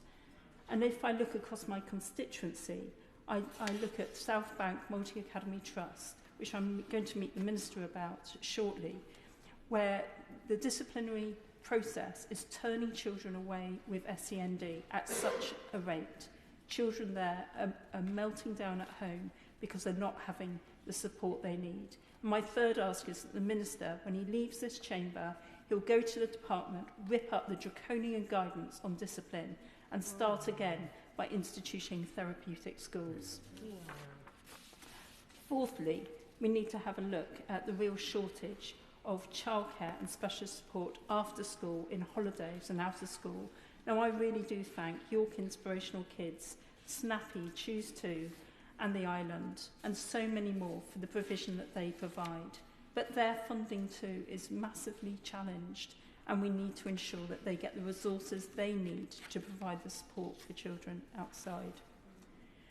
We know for far too long parents have battled, and they're battling, they're fighting, and they're exhausted. That is because they haven't got the support as they wait for months and years to have the diagnosis that unlocks the key to everything. We need to look once again to ensure that those parents waiting get the advice and help that they need in order to support their children best in those early years. What a difference it could make for those parents. I really do want to thank all of those working with SEND in my constituency, because I know how desperate they are. They are stressed and stretched because they are trying to deliver far more than their time allows. And we value every penny spent in their direction. But we need to look again at the funding formula. It is simply just not working. And we need to ensure that we see this as an opportunity for the future. So invest in these children, ensure that they have the opportunities they need. And finally, I would just say, we do need a complete overhaul of the SEN improvement plan. It needs to be far more evidence-based, based on the data, as well as the best therapies possible. We need to look around the globe where they get things right first time and ensure that our children get that benefit too. To ensure these services are properly funded will make such a difference to these young people. It will give them the opportunities in life that currently they are being denied. It will help heal the relationships which are often so stressed between children and parents as they struggle to get by week, and it is the right thing to do. Yeah. Andrew Selous. I want to thank all school staff for the amazing work they do day in and day out. I saw this firsthand as a school governor for 20 years during my time as an MP, and I am in awe of what teachers and school support staff do. And they have massively improved the performance of children in England in reading, in math. We have shot up the International League tables, and I think a big thank you to schools for what they have done is the first place to start. I have seen the work that our dedicated teachers do for children with special needs and disabilities in Heathwood Lower School and many other schools. And I've also spent time with voluntary groups like Freddie and Friends in Leighton Buzzard, who set out to provide a safe and welcoming place for children with special needs and disabilities. And that time for these children out of school is equally important, and I hope that doesn't get lost in this debate either. Like other local authorities, Central Bedfordshire Council benefited from recent increases in funding for special educational needs and disabilities money, which was very welcome. Despite this, the Council has had to vote a further £5 million of additional funding to balance the books. And just on the issue of fairness, I've looked at the 2023-2024 figures, the DSG funding figures for Central Bedfordshire and for Hampshire, which is a statistical neighbour of Central Bedfordshire. Hampshire gets £5,528 per child, Central Bedfordshire £4,742. That's a £786 difference. If that higher figure is good enough for children in Hampshire, a statistical neighbour of Central Bedfordshire, it's good enough for the children which I'm proud to represent. Now, notwithstanding this massive investment on the part of the government, the extra money Central Bedfordshire Council put in, Central Bedfordshire only manages to complete around 1 in 5 of its education, health and care plan applications within the statutory time frame. And a number of children with the HCP's education, health and care plans are still without a school. And I do wonder what the government does to monitor and enforce local authorities' statutory duties. However, there is a wider problem at play in getting children in my constituency the support they need. Many, probably a majority of the children who go on to need an education, health and care plan need to see a specialist doctor at our local child development centre, the Edwin Lobo Centre. The waiting list for this centre, which serves my constituents, currently stands at between 65 and 72 weeks. Once the appointment has taken place, there is often a delay of a further 4 to 5 weeks for the doctor's report to be received. All this takes place before the 20-week clock starts ticking, which in 4 out of 5 cases will be missed anyway. This means that children are routinely waiting over 2 years, either in an inappropriate setting or in a school where there is insufficient funding to properly meet their needs. And for many of the younger children, this can represent a very large proportion of their school lives and leads them missing out on those vital first few years.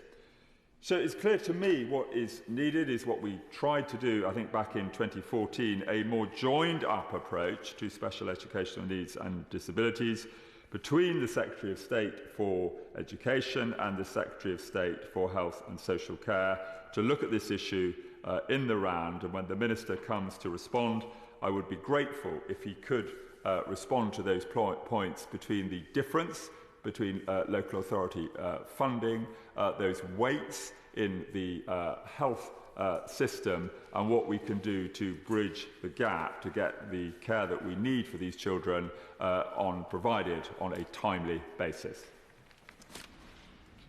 John MacDonald. Yeah. Thank you, Deputy Speaker. Like most other members in the House today, we've all got our experience in our own constituencies. I was the chair of chair of governance of a specialist school, and like the Honourable Member for Rossendale, I brought together local organisations and parents as well over to time as well. But I'll declare an interest too. My wife is an education psychologist. She's Dr. Cynthia Pinto. She chairs the British Psychological Society's Education and Child Psychology Division. They're in conference at the moment. I'll circulate a briefing, that a couple of pages that was sent down to me in some of the discussions that are taking place at that conference. I think all of our experiences that we're reporting here are very similar, where we've come across some wonderful young people who've achieved so much despite the disadvantages that they've had, some incredibly dedicated staff and true professionals doing the best they can, but also a large number of tragedies as well about the struggles that they have, particularly to get the assessment and support that they need. The objective reality of that, if members may remember, that last September there was the report with regard to the increasing in the number of complaints to the local government ombudsman from parents. There was a 60% increase in complaints upheld by the local government ombudsman from parents who are failing to get the access to the services they desperately need. And most of that was access to, as the Honourable Member for Rossendale said, access to getting the assessment for the plan in place itself. I don't want to repeat what's been said before, but it does come down to money. It does, I'm afraid. It is about finances. We've heard from others about how people fail to access from the very earliest stages. And if my constituency is anything like others, the closure of the Sure Start centres have had their impact. The development of family hubs may be a bit of a solution, but what we've seen so far, and it's what the member for Haltemprice and Howden has outlined from the very beginning, I congratulate him, as always, for getting this debate. The overall expenditure in terms of local government is just, the gap is huge, and it's cumulative over a number of years. I welcome the additional money that the government provided in these recent years, but there's been a build-up of lack of investment over a long period of time. And the F40 group figures, I think, are uncontestable, to be frank, and it's reported right across the country itself. So I am interested to hear from the Minister, because undoubtedly today, the motion that we have before us, which calls for review of SEN funding, I'm interested to hear from the Minister whether, if the House determines that, how that review will take place, because I think it is needed urgently. And I come back to the issue with regard to education psychologists, if I may. I want to quote the government's own stats on that, because the education psychologist route into the plan is so key to ensuring that parents have the confidence that at least there's something that they can build upon. And they do use it effectively in terms of their negotiations with their local authorities to get the resources that they need. And there's too many of them, as the Honourable Member for West Suffolk, I believe, said, too many of them now, because there's a lack of access to local authority education psychologists, are having to raise funds themselves to bring in a private education psychologist, and then, of course, that advantages them over others. But I just want to just look at the figures that the Department of Education have published with regard to education psychologist recruitment. The published figures are 88% of local authorities are reporting difficulty in recruitment, 48% are citing pay as a reason. A third of local authorities are reporting difficulties with retention of education psychologists. 69% of local authorities are not confident they'll be able to meet the demand for education psychologist services. And a staggering 96% of those local authorities are reporting recruitment and retention issues, saying that these difficulties affected outcomes for children and young people requiring support. That's, I think, almost the foundation stone of the failure of the system at the moment, the inability to get a plan as a result of the long waiting times for education psychologist assessments. And I have to say the recent pay deal hasn't helped at all. For the first time in their history, the Association of Education Psychologists took industrial action this year because they were desperate on the issue of pay itself. They've just had a settlement which they've reluctantly accepted, but the argument that's coming back from the association is they don't think that will do anything with regard to retention or recruitment in the future. And that has to be looked at. I mean, it will come back, undoubtedly will come back as an issue, hopefully not as an issue of industrial action, but as an issue for proper negotiation. So I just want to ask, how is the Minister going to respond to all these issues that we've raised today? Because today we will agree that there should be a review. The existing review that took place and the plan that was put forward by the government itself, unfortunately, hasn't worked. It hasn't embedded itself in the minds of others with confidence. And therefore, I'd welcome the Minister's view on how that review will take place. But I also say to my own front bench as well, this is an issue that has to be addressed when we go into government, hopefully in the coming months, and it will require resources. Lawrence Robertson. Thank you, Madam Deputy Speaker. It's a pleasure to take part in what is a very, very important debate, and I congratulate my right honourable friend for bringing this debate forward. I have two special needs schools in my constituency, Alderman Knight School, of which my wife is a governor, I declare, and also Milestone Schools, and they provide the most amazing care and education for children with special needs, particularly in particular case of Milestones, children with even far more complex needs, Alderman Knight with children with a range of difficulties. And one of the problems we have in Gloucestershire, as has been referred to in a number of other areas, is a lack of school places, a lack of special school places. There are estimates that put that figure at about 330 places short across the county. And the problem with that is then 100 children, because they've been given places on appeal, 100 children have special school places awarded to them, but no places are yet found for them. So that is a very, very big difficulty which both those schools have raised with me. Alderman Knight, 10 years ago, was built for 120 pupils. Now on its roll there are 235 pupils. So that puts a big strain on the school itself. It also means that the class sizes are increased.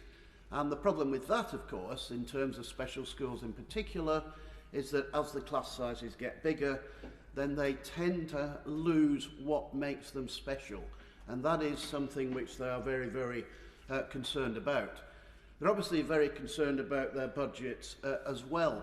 That, as has been said already, the formulas for calculating the cost of educating children in special schools is outdated. It doesn't work, and especially so when children require a one-to-one situation. It does not enable the schools to provide that kind of care. And the problem is they can't, even if they could find extra teachers, even if they could recruit them, they couldn't actually afford to do so because of the budgets. Now, all this means, of course, that those schools are under great strain. What it also means is that some pupils who should be educated in special needs schools, places are not found for them, so they do end up in mainstream schools. Now, it's always been the case that an awful lot of pupils with special needs are educated in mainstream schools. They've coped magnificently for very many years with many of those pupils, but there are some of those pupils who should be actually in the special schools and not in mainstream schools. So they tend to struggle to provide the kind of care and education that their pupils need. And they also have problems with funding because the formula that they depend on is outdated and not accurate either. So they have a similar problem. So we do have this big problem which is growing. We also have a very, again, has been referred to by a number of right honourable members, we have a problem with the overall funding formula. Gloucestershire has traditionally been lower funded. I don't know why. No minister of any government has been able to persuade me of the reasons for that or the need why we continue that situation. I am aware that a few years ago, because of pressure from F40 and many of us in this chamber, it was improved, but by no means has it been improved to the extent that it needs to be improved. So I'm not necessarily just asking for more money from the Treasury. What I'm asking for is for the cake to be sliced up in a much fairer way, and for the formulas which calculate how much is needed to educate children with special needs should be reassessed and should be changed. We also need to have, I think each county or metropolitan area, however it's divided up, each area needs to carry out a full assessment of how many children have special needs and will require places in special schools, and then against that they need to assess how many places are available. And if there's a shortfall, then the government needs to come forward with proposals about how that is going to be put right. As I say, we also need to assess, certainly mainstream schools, how much it is costing them to educate children with special needs, and how they're getting enough money. My submission is no, they are not. So we need to decide what we're going to do about that. I'm not going to get on to EHCPs because that has been covered by a lot of honourable members. The only thing I would add to what's been said is it isn't only the time it takes to get the plan that's the problem, but also the plan does need reassessing as a child progresses through schools. And quite often that takes far too long, so the child doesn't get the care they need, and they do not then get the money following those new assessments. So there are lots of issues. I want to finish in a very short time I've got. I want to finish though by paying tribute to the special schools, not only in my constituency but across Gloucestershire. We had something of a battle many years ago to save the special school provisions in Gloucestershire. I'm glad we did because they carry out the most fantastic work, but we do need to reassess the situation. We do need to make sure that those schools can carry on serving what are very, very special children. Thank you. It will be obvious to the House that a great many people still wish to speak. I will have to, after the next speaker, I will have to reduce the time limit to 5 minutes. The next speaker with 6 minutes is Ruth Cadbury. Thank you, Madam Deputy Speaker. And I congratulate the Right Honourable Member for Haltemprice and Howden for bringing this debate and for his and the many excellent speeches we've heard from across this House. Although I am noticing the demands for more funding from the party opposite that has been responsible for the budgets for the last 13 years. Madam Deputy Speaker, every time I visit a school in my constituency and discuss my role and the children's aspirations with them, I then go on to meet the head or the senior leadership team, and without exception, the first and most pressing issue they raise with me is SEND. They tell me they do not have the resources to adequately support those children or their parents. They feel these children are being abandoned, and this is not for want of adequate legal powers. With the EHCP system, brought in 2014, or the support structures from Hounslow Council, but the chronic lack of resources to deliver what the law expects.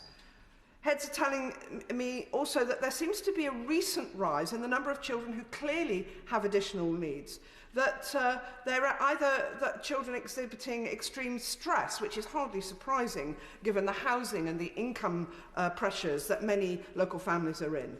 And some are children that there appear to be a growing number of children presenting with some form of neurodiversity.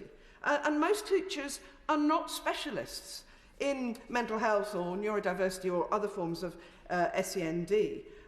But they do feel, as schools, they cannot teach a child, or indeed the other children in the class, if there are 5 children in a class who cannot sit down, who cannot stop talking, or even screaming, or ripping things up, or chewing things, or, as I heard about one child, spending literally hours on end switching a particular light switch on and off, on and off. These children are not naughty. These experienced educationalists who are telling me know that with appropriate, adequate specialist support, these children can and would learn. They can thrive, they can achieve. But the schools just don't have the resources to provide the world-class education that all children need.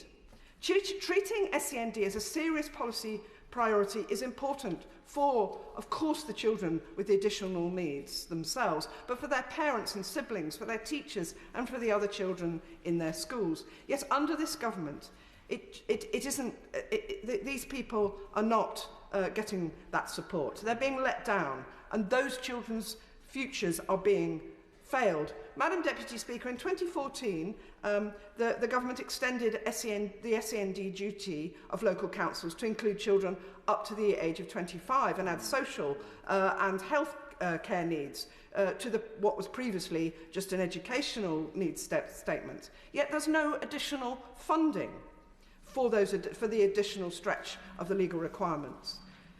And despite the undermining of local authorities' role in school management and governance by this government, local authorities are still expected to provide the appropriate provision for SEND. But they can't when they've seen the sweeping cuts to their budgets. Hounslow Council have faced budget cuts of over 150 million since 2010, and these cuts have had a huge negative impact on local SEND support in the borough. Countless numbers of parents locally tell me they're having to wait far too long for their EHCP plans, and when they are issued, there are huge flaws and there's not enough support. Thresholds for support rise as funding declines. And one indicator of the scale of these problems nationally, there were 14,000 appeals to tribunal in 2022-23, an increase of 24% in the last year. And 98% of these cases are resolved in favour of parents and the child. So often it's the first time these parents feel they've been listened to. But as the member for West Suffolk said, this tribunal system only helps those parents with the ability and resources to push through this jungle. So many of our constituents wouldn't know where to start. No parent should have to fight for an appropriate education for their child.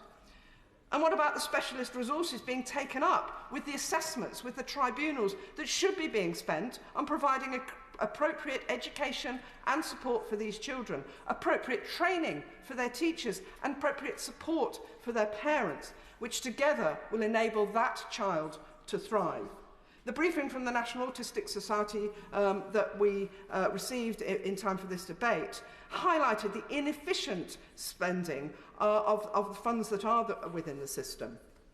But of course, I'm predicating that there are not sufficient funds. The hurdles for parents before, during and after the process of appeal and so on is immense.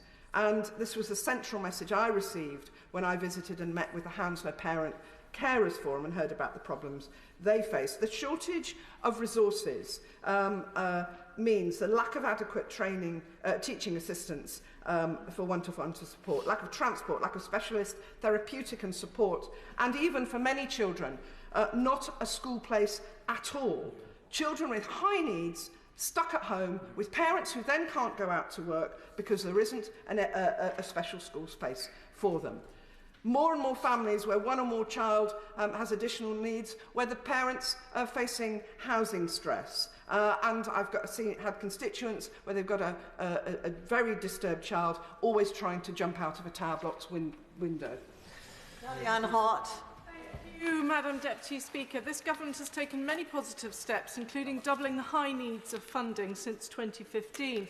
However, the demand for SEND support increased with changes to the Code of Practice in 2014, and since then the COVID pandemic has further exacerbated the challenges, and I congratulate the Honourable Member for Haltemprice and Howden for bringing this debate.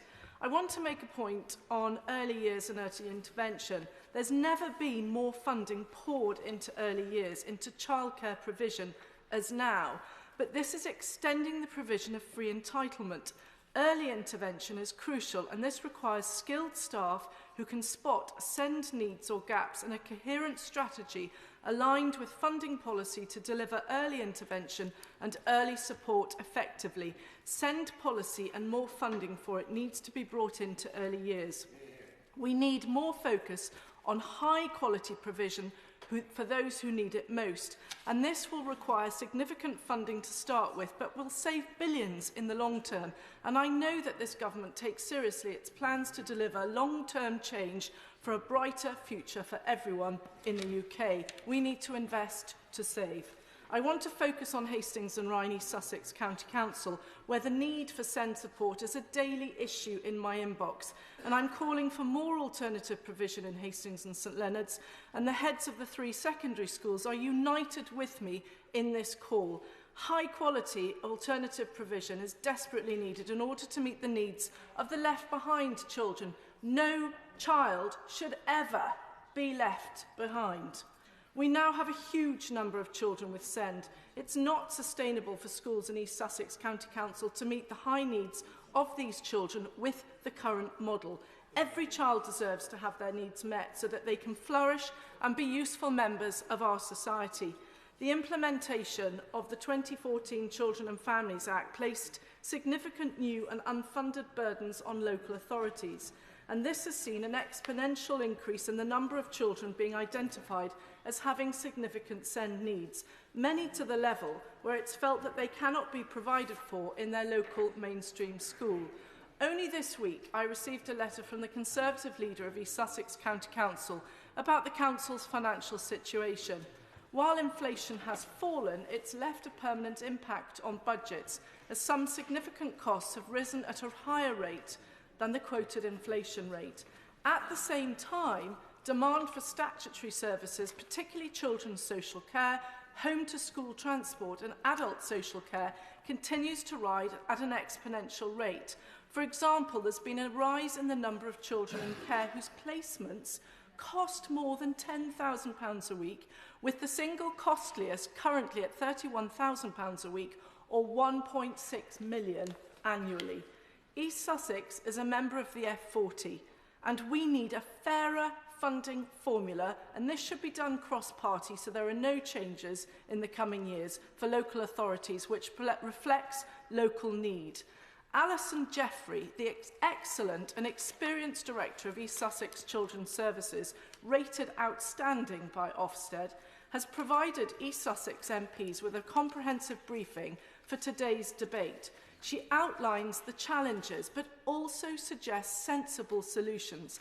And I have emailed the Minister with the full briefing paper for his consideration and discussion, and I hope he meets with me to do that. She states that whilst she and East Sussex Children's Services would always like to see more investment, the policy and legal framework for SEND is as important.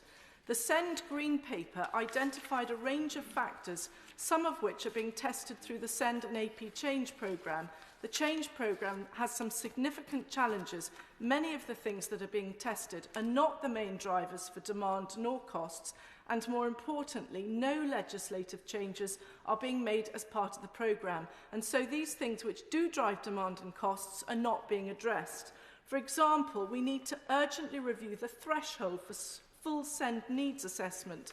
An option would be to give mainstream schools the resources, autonomy and responsibility to support pupils with SEND short of an education health and care plan without labelling them as such. And this would allow for a readjustment of the threshold for accessing an EHCP met only when it was evident that provision in mainstream setting with these are not possible, or was possibly only with specified extraordinary support. There are other challenges and solutions, and I hope that the Minister will meet with me to discuss these. Keir Mather. Thank you, Madam Deputy Speaker, and I'd like to begin by congratulating and thanking the Right Honourable Member for Haltemprice and Howden, a constituency neighbour of mine, for securing this debate on such an important subject. He is quite right to point out that resources available for children with additional needs in our part of Yorkshire are under immense strain, and I look forward to working with him on a cross-party basis to improve provision for those who desperately need it in our area. The Right Honourable Member painted a very bleak picture for SEND provision nationally, with the high needs funding deficit for local authorities predicted to reach £3.6 billion by March 2025. It's clear that we are failing both in terms of the quality and quantity of provision across the country, and it's important that we think about the human lives that I come across every single day that are wrapped up in this failure. The child prevented from realising their full potential by a system that works against them, the parent trapped in a seemingly endless cycle of pushing disjointed agencies and authorities, often trapped in their homes with little respite, and finally the overworked and under-resourced service providers who are forced to paper over the cracks of a broken system, a system that appears to be failing all in my local area who try their best to engage with it under difficult circumstances. Those who operate our services are nobly trying to do more with less to meet the needs of a growing number of children with additional needs, but meeting this growth in demand is simply not possible without increased resources. Refusing to recognise the resource crisis in this sector is an unparalleled false economy. An insufficient emphasis on intervention at the early years foundation stage stores up huge cost pressures further down the line. And this is evident in the nationwide data on this issue. Across the country, the number of children with SEN needs who are either excluded or are waiting for a school place has risen by 29% in the last 3 years. And this is the consequence of not facing up to the challenge that proper funding presents and refusing to take the hard choices to do the right thing to provide sufficient support for these children and their families. Now, these national figures are compounded by the particularities of the area that I represent. In Selby and Ainsty, our rurality, as the Right Honourable Member mentioned, and our poor public transport infrastructure, as well as the wealth inequality that we see across our constituency, create challenges of provision that are harder to crack on a public policy level, but also make the experience of living without provision more isolating and overwhelming for the parents and children who are affected. In the Selby district, SEND provision is not just in a rut, it is truly in freefall. And as I said in my maiden speech, parents currently have to suffer through the uncertainty of sending their children to travel in taxis for hours a day to attend schools in Scarborough or Harrogate. These children are often exhausted, distressed, and in the cases of non-verbal autistic children, unable to communicate the sheer scale of the stress that these journeys create for them. Any reasonable person in my constituency can see that this situation cannot continue, and I'm really glad that the DFE have engaged with me constructively on this subject, and I would like to thank the Minister personally for his efforts to do so. But I would also like to push a little bit further on a few specific points that I have raised previously. Firstly, though I concede that a phase-in period for a Selby SEND school must be well managed, I would press the DFE to make every effort possible to explore efforts for temporary accommodation uplifts in the intervening years before the school is opened, and to ensure that these temporary places are extended to as many local children as quickly as possible. Because I'm sure the Minister can surely understand the frustration from local parents who have already been waiting half a decade for this school to open, and who will have to wait for the first year, only 40 students to be accommodated in the school, 75 in the second year, and to only reach its full complement the year after, meaning that by the time it reaches full capacity, it will have been almost a decade since funding was first allocated by the DFE. So maintaining those options for temporary accommodation throughout this process will be crucial. I remain really resolute in my conviction that every child in the Selby district, regardless of their needs, has the right to a world-class education in a well-funded British school. I will keep fighting to work to make this a reality, and I would once again like to thank the Minister for his engagement and the Right Honourable Member for Haltemprice and Howden for securing this very crucial debate. Thank you. James Sunderland. Madam Deputy Speaker, every child is special and deserves the best possible start in life, which is why I'm a passionate advocate for SEND. Like many in this place, I wish I had a magic wand to resolve all of the issues that have been discussed this afternoon, but I don't. So resolution requires dedication, vision, hard work and, above all, lots of money. As the MP for Bracknell, it would be very easy for me to knock Labour-run Bracknell Forest Council for what they are, what they're not doing. But that's not my style. I'm also a team player, and those that know me will realise that the best politicians are those who work cross-party to resolve issues of great importance, as of course SEND is to everyone in Bracknell Forest. There's also work to do locally, and I'll continue to do my bit in Westminster. Nationally, I'm very comfortable right now that the government is moving in the right direction in respect of the offer for those with SEN. Headline, of course, is that the Department of Education is investing £2.6 billion between 2022 and 25 to support local authorities to deliver new places and improve existing provision for children and young people with SEND. That's reinforced by the SEN review that was published in March 23. And again, the headline there is that this has increased spending by more than 60% compared with 2019-2020 to over £10.5 billion overall by next year. This is a lot of money. And of course, the SEND paper reviewed a number of key challenges, in particular the difficulties that parents have in navigating the SEND system. I've met many families locally. The stories move me to tears in some cases, difficulties of accessing provision, children not in school, places not available. And it's a very difficult thing to have to deal with as an MP, and I do my best, as we all do. But also, outcomes of children with SEND are not comparable against their peers, and despite the continuing and unprecedented investment, the system's not financially sustainable. So what is being done? Well, of course, we've got an extra £1.4 billion for the high needs provision capital allocations. And in June 22, the department announced that it will build up to 60 new centrally delivered special needs schools. One of these will be in my constituency in Crowthorne, and I'm pleased to have played a small part in securing the funding for that. But let's be more ambitious. Let's also go for a third. We've got Kennel Lane, we've got the new school in Crowthorne. Let's go for a third too, because there is demand for those places. And I would urge Bracknell Forest Council to be more ambitious in what it seeks from the government. I also recognise that the high needs budget has risen by more than 40% over 3 years. And the department is continuing to work with local authorities with the highest dedicated schools grant deficits as part of the safety valve programme. I recognise this is of great difficulty for schools locally. Bracknell Forest has the safety valve programme, and whilst I recognise the impact that this is having, it may be the best option in the short term. So overall, I believe that more money than ever is being invested in schools right now, ensuring that every child gets a world-class education. And the total budget, £59.6 million in 24-25, an increase over previous years and the highest per capita funding ever. And that's also the same for SEND funding, but it's still not enough.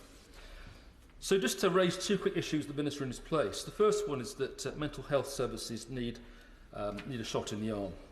£2.6 billion of funding in children's mental health in Bracknell. But CAMS is a disaster, and CAMS needs 20,000 bolts put straight through it. It is not right that families are waiting 2 years or more for a consultation. It's frankly immoral and inept. But the irony will not be lost on the Minister that a GP cannot prescribe medication for any of these neurodiverse conditions without a diagnosis from CAMS. So there's a vicious cycle whereby we can't get diagnosis, we can't resource EHCPs, we can't place children in settings, and we can't even give the parents and the kids themselves some solace without a diagnosis from CAMS. And I would also like every local authority in the UK to comprehensively review its SEND provision so that it becomes available in every area for every child. Specialist settings are the way forward for those that need them, and every local authority should have those specialist settings under their wing. To conclude, if I can, we need to invest in our children with SEND as never before. Yes, there is more to do, and yes, more money is needed, lots of it, but we also need to make better use of what we've got so that we are efficient and that we also are able locally to give the kids what they need. Thank you. Saxby. Thank you, Deputy Speaker. Devon is in the middle of a special educational needs pandemic, unrelated to the pandemic. I talked briefly before being elected to this place and was shocked at the number of children with special educational needs. I had entire classes where every single student had a special educational need. And as a newly qualified teacher, you simply cannot do anything beyond what a more experienced colleague advised, which is to treat every child as special, which indeed they are. I want to start by paying tribute to all the parents, teachers and students who are battling the system to get what they believe is right for their child back home in North Devon. I recognise those frustrations. My inbox is full of those concerns, but my words today are not about individual cases. We need, when looking at this issue, to aggregate up to try and better understand what is happening. And in Devon, we seem to have far, far too many children being given a label rather than the help they need to fulfil their potential. The excellent report by the South West Social Mobility Commission found that the South West has the fewest children from disadvantaged backgrounds reaching expected levels in reading, writing and maths at age 11 of any region, just 37% compared to 53% in London. The region also has the fewest young people from any background going on to level 4 or above educational training. Progression rates amongst those from disadvantaged backgrounds are just 50% in the South West compared to 76% in London. Within these statistics, Devon is an enormous education authority, which on average clearly doesn't look too great from these figures. But even this hides the variance of what is going on in the northern part of the county, where our social mobility is significantly worse than the south. Devon is diagnosing SEN and giving out EHCPs at twice the rate of our neighbouring councils. The number of children and young people with an EHCP in Devon has grown from 3,718 in 2017 to 8,400 in 2023, a 126% increase. Families in Devon pursue an EHCP as they know this will gain them better support than without one. But it is no wonder that budgets are under pressure with this explosion. I would like to see far more work being done to understand why this is the case, how we can reduce this, and how we can raise the educational attainment and social mobility of our young people, rather than increase the labels that they carry. The situation in Devon has gone on for years, and we now have a cohort of young people leaving school with few qualifications, a special educational need, and limited support to move forward. The situation is so severe that a recently arrived Academy Trust has had to adapt their normal processes because of the level of SEN and the high number of pupils unable to cope with their discipline regime. Whatever the rights and wrongs of their regime, that things are so different in Northern Devon to elsewhere in the country does ring alarm bells, particularly because being so sparsely populated, it's not like a city whereby if something goes really badly wrong at school, you can switch to another school. My schools have some of the biggest catchments in the country. If children and their parents feel they would be better served outside of their existing school, this results in children being home educated. For some families this is ideal, for many it is not. And having been the home education for a child whilst I taught, I do not believe the 1 hour a week I provided replaces a school education. And no one seems to be able to fully track where these children are, how many have opted out of school or been off-rolled, and what provision they are receiving. For those that have particularly complex needs and require a special education, we currently have 140 applications for every 30 places. Children are travelling halfway across the county to get to school. 90 minutes in a car is no way to start the day. It also means any friendships are unlikely to extend beyond school, and the costs involved are astronomical. Devon SEN transport costs have risen from 10.4 million to 26.8 million, a 157% increase. There is clearly an argument that Devon needs more funding, receiving an average of 790 per head compared to the national of 886, ranking us 122 out of 151 local authorities. We budget far too much at 289 per capita funding for independent specialist providers, double the English average, and in 2022 budgeted 25% larger per capita spend. But against this backdrop, I do warmly welcome the work from the government and their commitment to work with the Devon County Council to tackle this, with the Minister's engagement and his predecessor. I warmly welcome the commitment to build new special schools in Devon. However, the delay on 2 of them is putting further pressure onto council budgets. The arrival of the new and proactive Chief Executive at Devon County Council does give me hope for the future with her experience of delivering in rural areas. But the rate of growth in SEN is not sustainable. Rural per pupil funding, particularly for transport, does need addressing, and we need better sustainable early years support and intervention so that pupils can avoid the need to apply for an EHCP. And I do hope that the Minister will be able to find time to meet with me and Devon colleagues about the challenges our constituents and councils are facing. Tom Randall. Thank you, Madam Deputy Speaker. The Conservative record in education over the last 13 years has been very good. From phonics to academies to free schools to the recent news that the total core schools budget will be at its highest ever level in the next financial year at £59.6 billion means there is much to be proud of. But although there is much to be proud of, the story is not universally good. When I visit schools in my Gedling constituency, I always ask at the end of my visit to the head teacher if there was one thing I could wave a magic wand and solve for you, what would it be? And the almost unanimous answer, specifically from primary heads, is on SEND provision and improving it. So I congratulate my right honourable friend, the member for Haltemprice and Howden, and the Backbench Business Committee for making this important debate possible.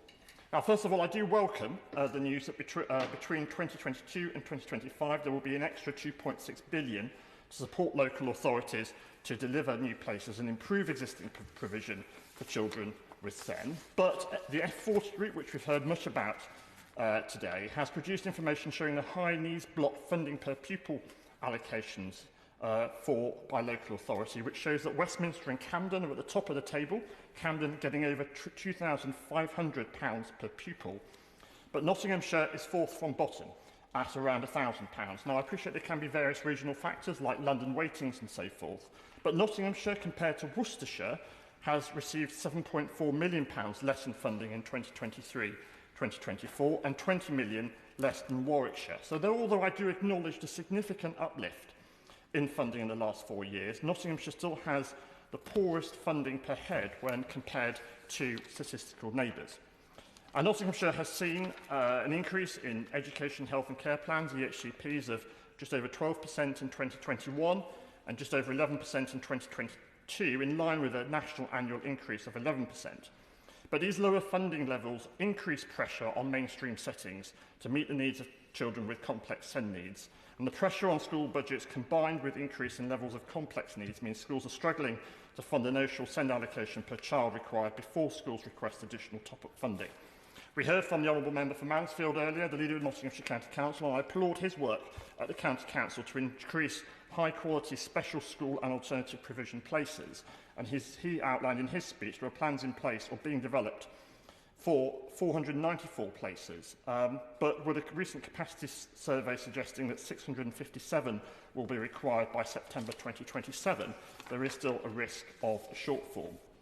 My honourable friend, the member for Mansfield, raised transport, which is a significant issue in this space in Nottinghamshire. Nottinghamshire is a reasonably large county, and SEND transport expenditure has increased significantly from £7.6 million in 2018 to over £12.4 million by 2023. And that cost increase has been driven by increased pupil numbers requiring specialist provision, a lack of local specialist provision, so travel is required, increased journey times, and significant inflationary pressures, with fuel costs increasing by 40% over the last 18 months and wages by 10%. So the average retendering contract has increased between 10 and 35% for SEND transport. So although I do welcome that the government has met its inflation targets, halved inflation over the last year, and inflation is coming down, obviously those cost pressures do remain.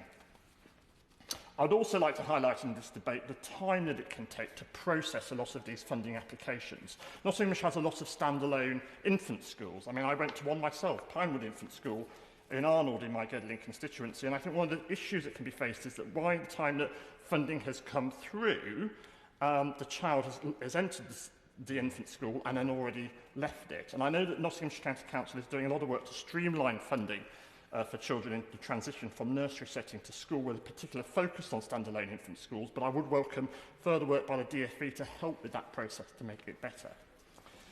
The F40 group is campaigning for this equitable funding to all schools to deliver high-quality education, and I appreciate some of its asks are very big, with billions of pounds required, and I do appreciate that that will not be resolved overnight.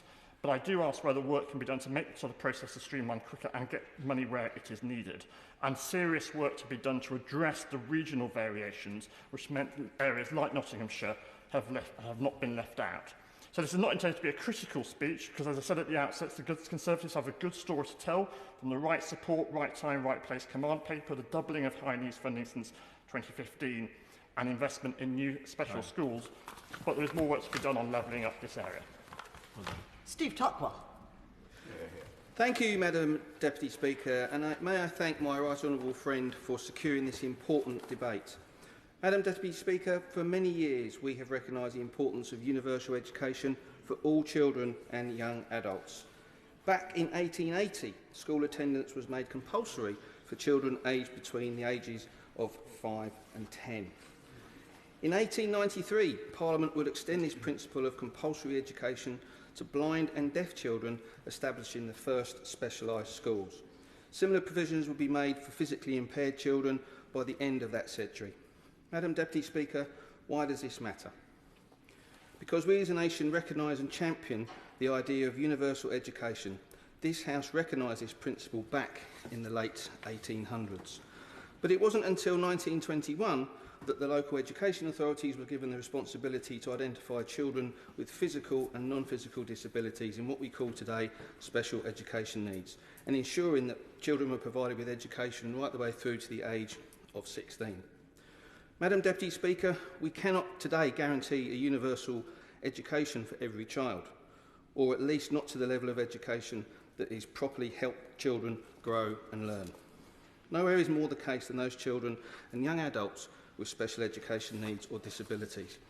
Indeed, across England, there are 1.4 million pupils with diverse range of educational needs, and not every one of those 1.4 million pupils are getting the education that they need or deserve.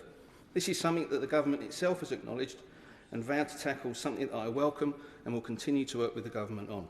When unveiling the SEND review of 2022, the then Secretary of State for Education admitted that whilst prior reforms, such as those in 2024, giving critical support to more families was the reality, the system is not working.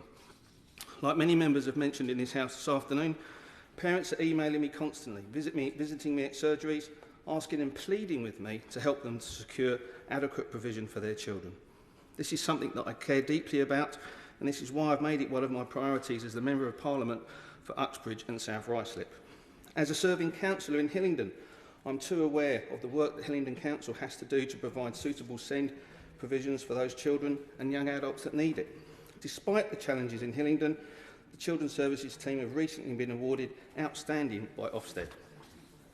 What's more, I've been lucky to see the work being done through my local school visits, visiting charities to hear more about what they're doing to help those children and young adults with special education needs.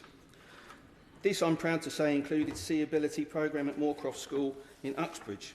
See Ability is an amazing organisation that works to ensure that children with disabilities don't miss out on eye care and play a part in championing the government's national scheme to bring eye care to all special schools. But this work from the council to charities and other organisations is being undone by incredible strain, namely the financial strain, especially, as many colleagues have mentioned, around transport costs. It was great to see the various announcements and projects from the SEND review, but we run the risk of it being undercut by this very issue. Madam Deputy Speaker, it is vital that there is sufficient funding for local authorities like Hillingdon so that they have the resources that secure the requirements for children and young adults to achieve their full potential. The billions in funding that the government has rightly set aside to better protect and expand SEND provision across the country is a far cry from the 10 shillings that was awarded back in the late 1800s. However, there are concerns that remain around the lack of recognition for the inflationary pressures, as well as those from the supply side related matters such as fuel costs.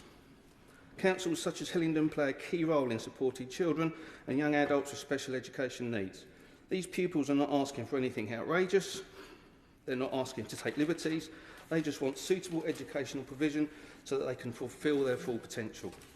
Their parents want them to fulfil their full potential, and their local authorities want them to fulfil their full potential.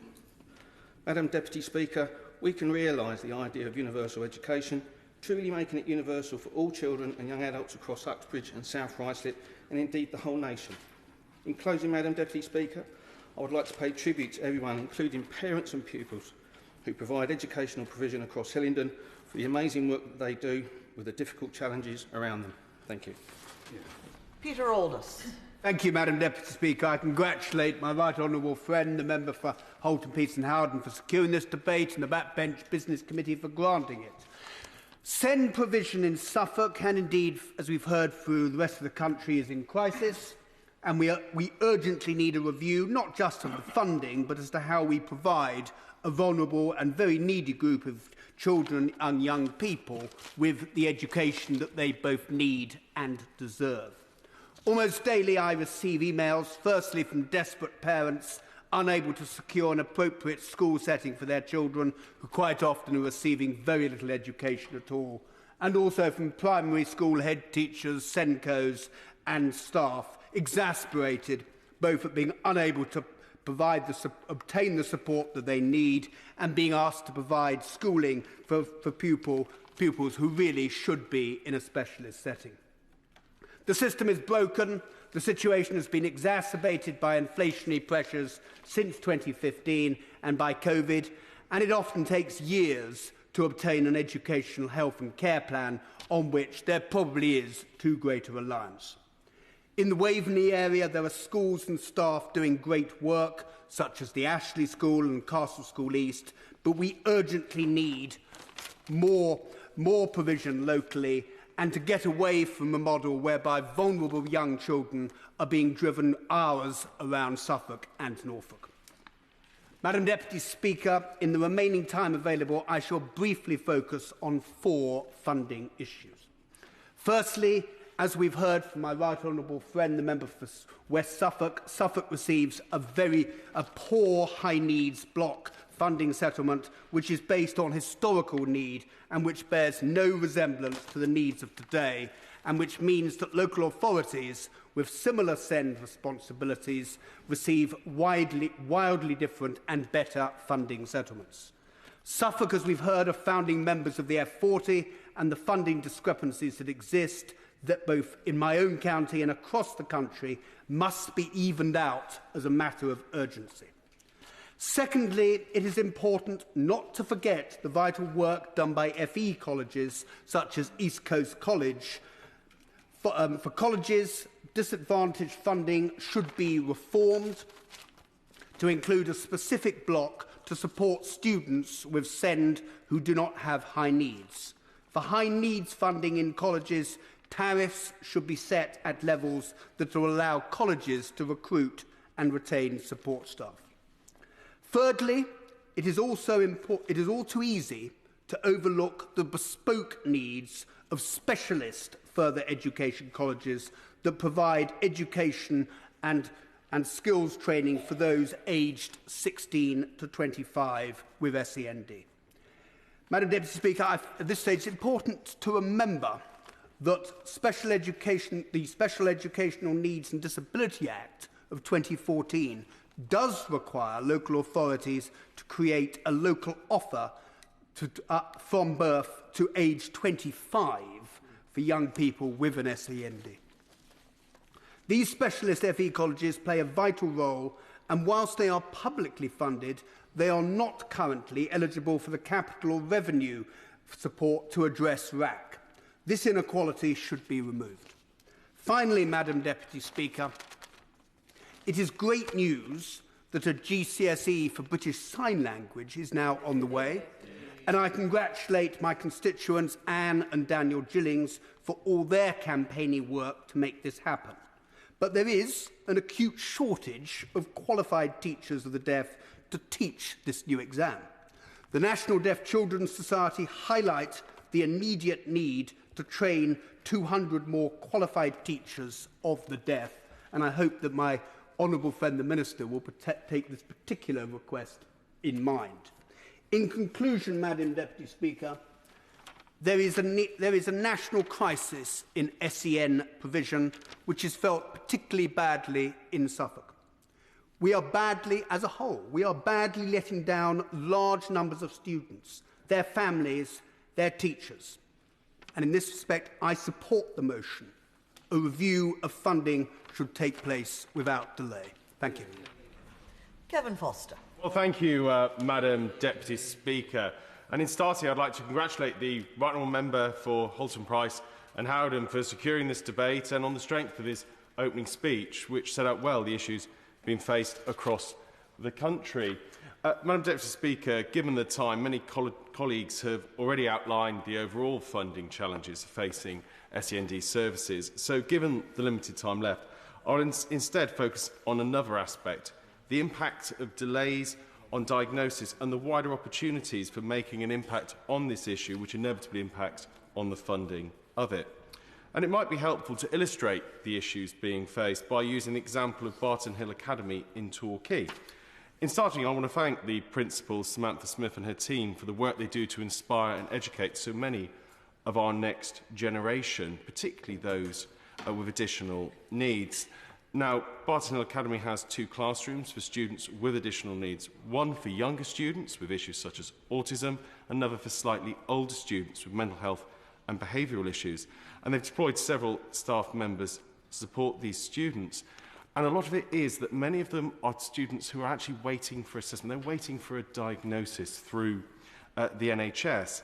And whilst they have assigned a member of staff to help support parents of children with autism through this process and to fill out the referral forms, it is still a difficult part. It's that delay in actually getting an assessment and a diagnosis through the NHS, not directly related to the education system, but it inevitably impacts because until the diagnosis, there isn't the ability to provide the service that is needed, or in some cases, to look at moving to more appropriate provision. And a particularly key issue raised is this can end up leaving a head teacher facing rather an envious choice.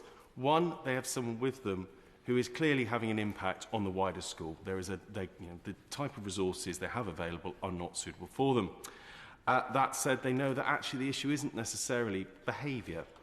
It's actually the fact that this person has needs that aren't being met and they are awaiting diagnosis.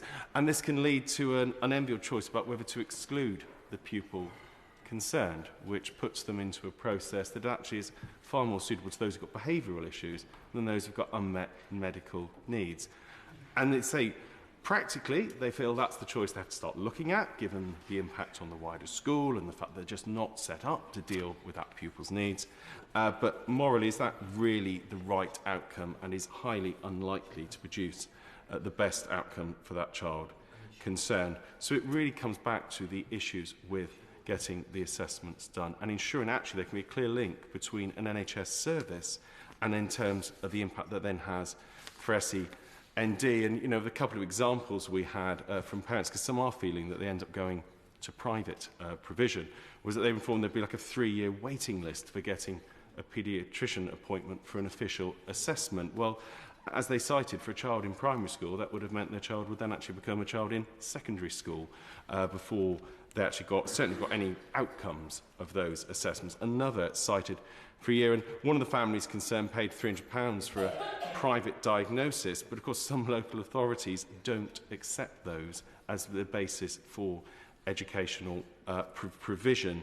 So again, I think for me it does really get to the core of some of these issues. It was also very useful to discuss with Torbay Council what they saw as some of the challenges, and I do pay tribute to the changes and the improvements that we made in the delivery of children's services under a number of political parties in Torbay in recent years. But they particularly cited the impacts of issues like early intervention through family hubs. What is the provision when people start home educating their children instead? And I think some of the reviews that could be done there, and in particular what could be done around prioritisation of NHS lists, that rather than methodically working through a backlog, actually having a point where people can be children who are in need, who are creating issues in schools, potentially facing exclusion, could be prioritised for appointments that become available for all the usual reasons why an appointment might become available at short notice. So particularly interested to hear in the Minister's response what confirmation he can give around Family Hub funding going forward beyond next year, what focus there will be on overall skills for SEN across the wider teaching population. Yes, clearly SENCOs are important, but with more people with children with additional needs being in mainstream schools, it's something more teachers are encountering. Also, what they look around things like attendance targets around 90%, how in terms of funding, how that can be gradated for those who have fairly low attendance, and then in particular how they can coordinate with the NHS. So this is a welcome chance to discuss these issues, and I again congratulate my right honourable friend for securing the chance for us to do so. Rob Butler. Thank you very much, Madam Deputy Speaker. And like all members across the House, I start by congratulating my right honourable friend, the member for Haltemprice and Howden, on securing this very important debate. Madam Deputy Speaker, one of the key priorities in my campaign to be elected to this place in 2019 was to give children in the Aylesbury constituency a brilliant start in life. And that means all children, including and especially those with special educational needs and disabilities. And I'm pleased to say that there are several specialist SEND schools in my constituency. I've had the privilege of visiting many of them, including Pebblebrook and Booker Park, Chiltern Way Academy and the Independent Pace Centre. The work that they do is awe-inspiring, and I pay tribute to the staff in them all who constantly strive to give the children they care for the best possible opportunities and experiences. Too often, though, the families of the children with SEND feel that they are left to fight a ferociously complicated system to get their child into those schools and to get them the support they need. Now, thankfully, locally, they have support from people in a similar position, including from the GRASP group, which is run by volunteers in Buckinghamshire. But they have told me at length of their concerns about delays in assessments, complexity in form filling, and then the very long waits for education and healthcare plans, the HCPs, about which we've heard so much this afternoon. Now, the team at Buckinghamshire Council and I have discussed these concerns to try to find ways to help. I know they are absolutely determined to do so, but it is no surprise that the Council has highlighted that funding is a major challenge.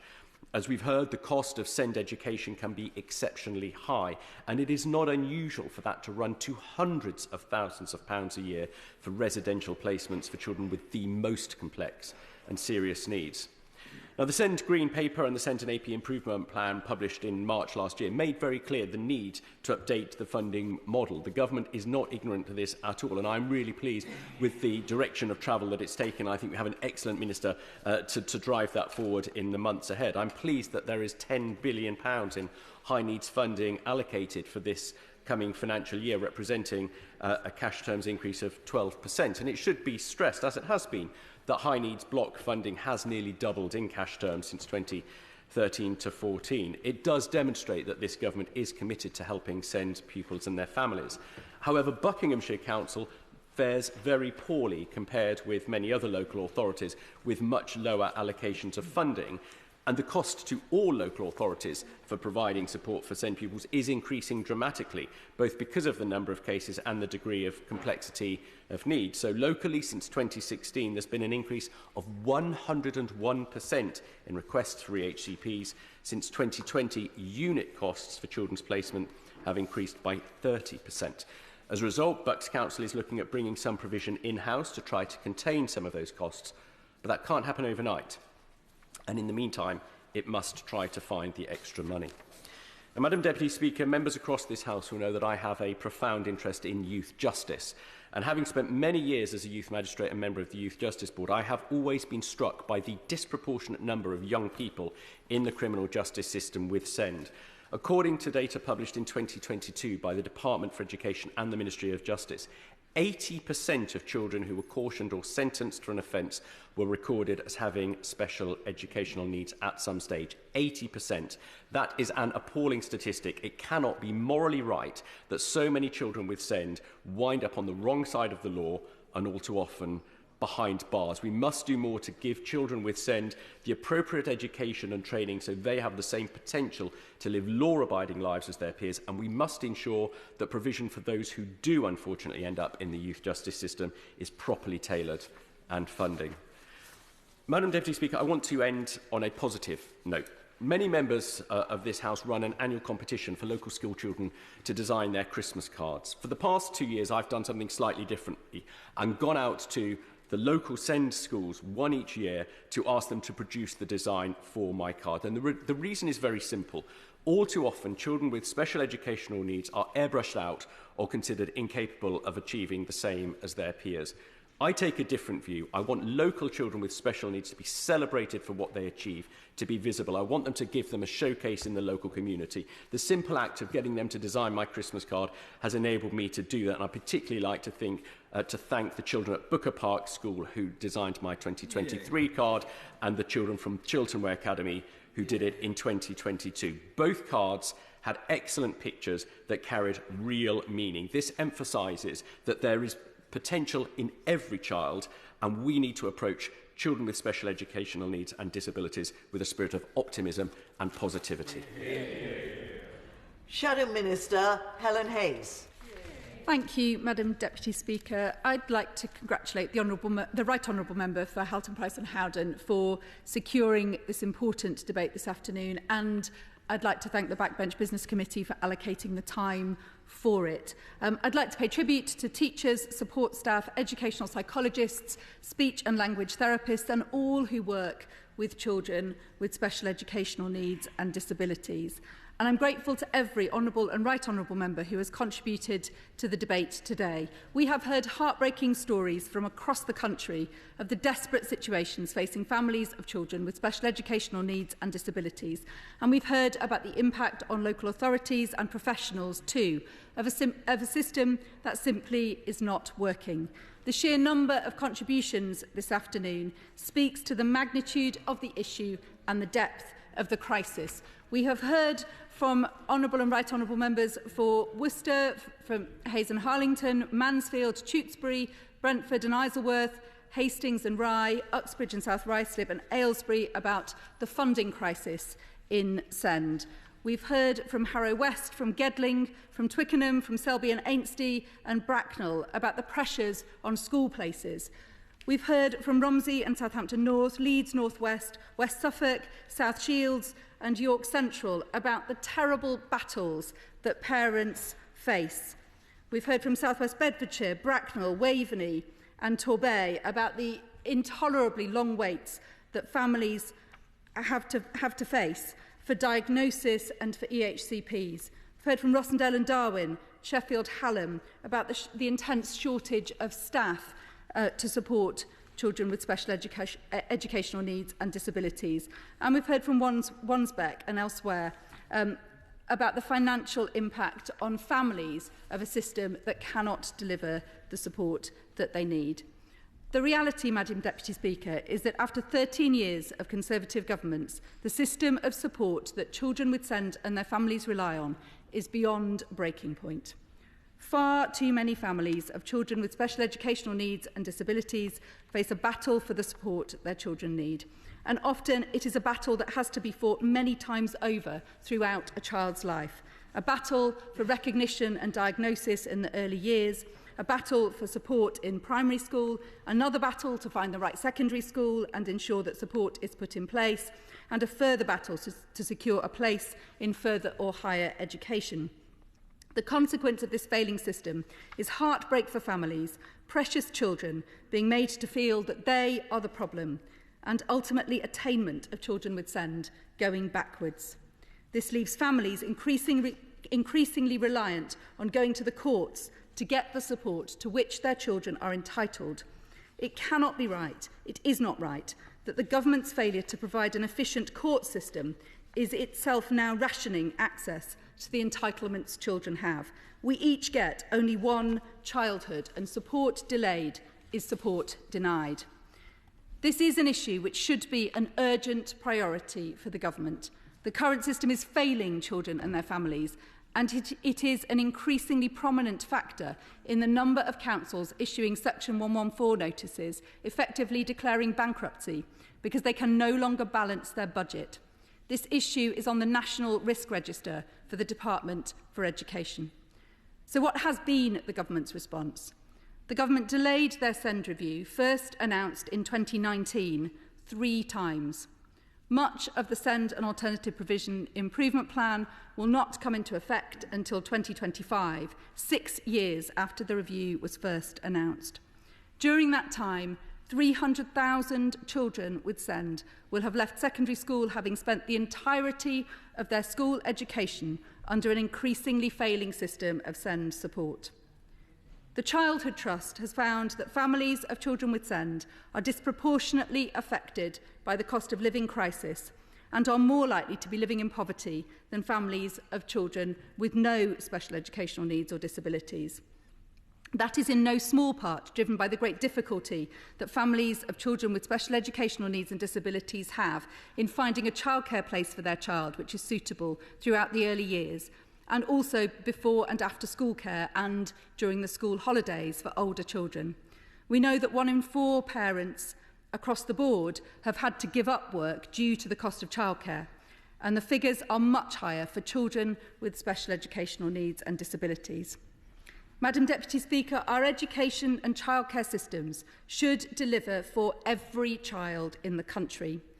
Children with special educational needs and disabilities deserve so much better than the complacency and neglect they have suffered for the past 13 years and the piecemeal sticking plaster measures that are now being proposed. Labour believes in high and rising standards for every child. We will work with parents and carers, local authorities, health services and professionals to deliver for children with SEND. We will work to make mainstream schools inclusive for children with special educational needs and disabilities. We will ensure that teachers and support staff have the training they need to work with the diverse range of children who are in every classroom across the country. Happy to give way.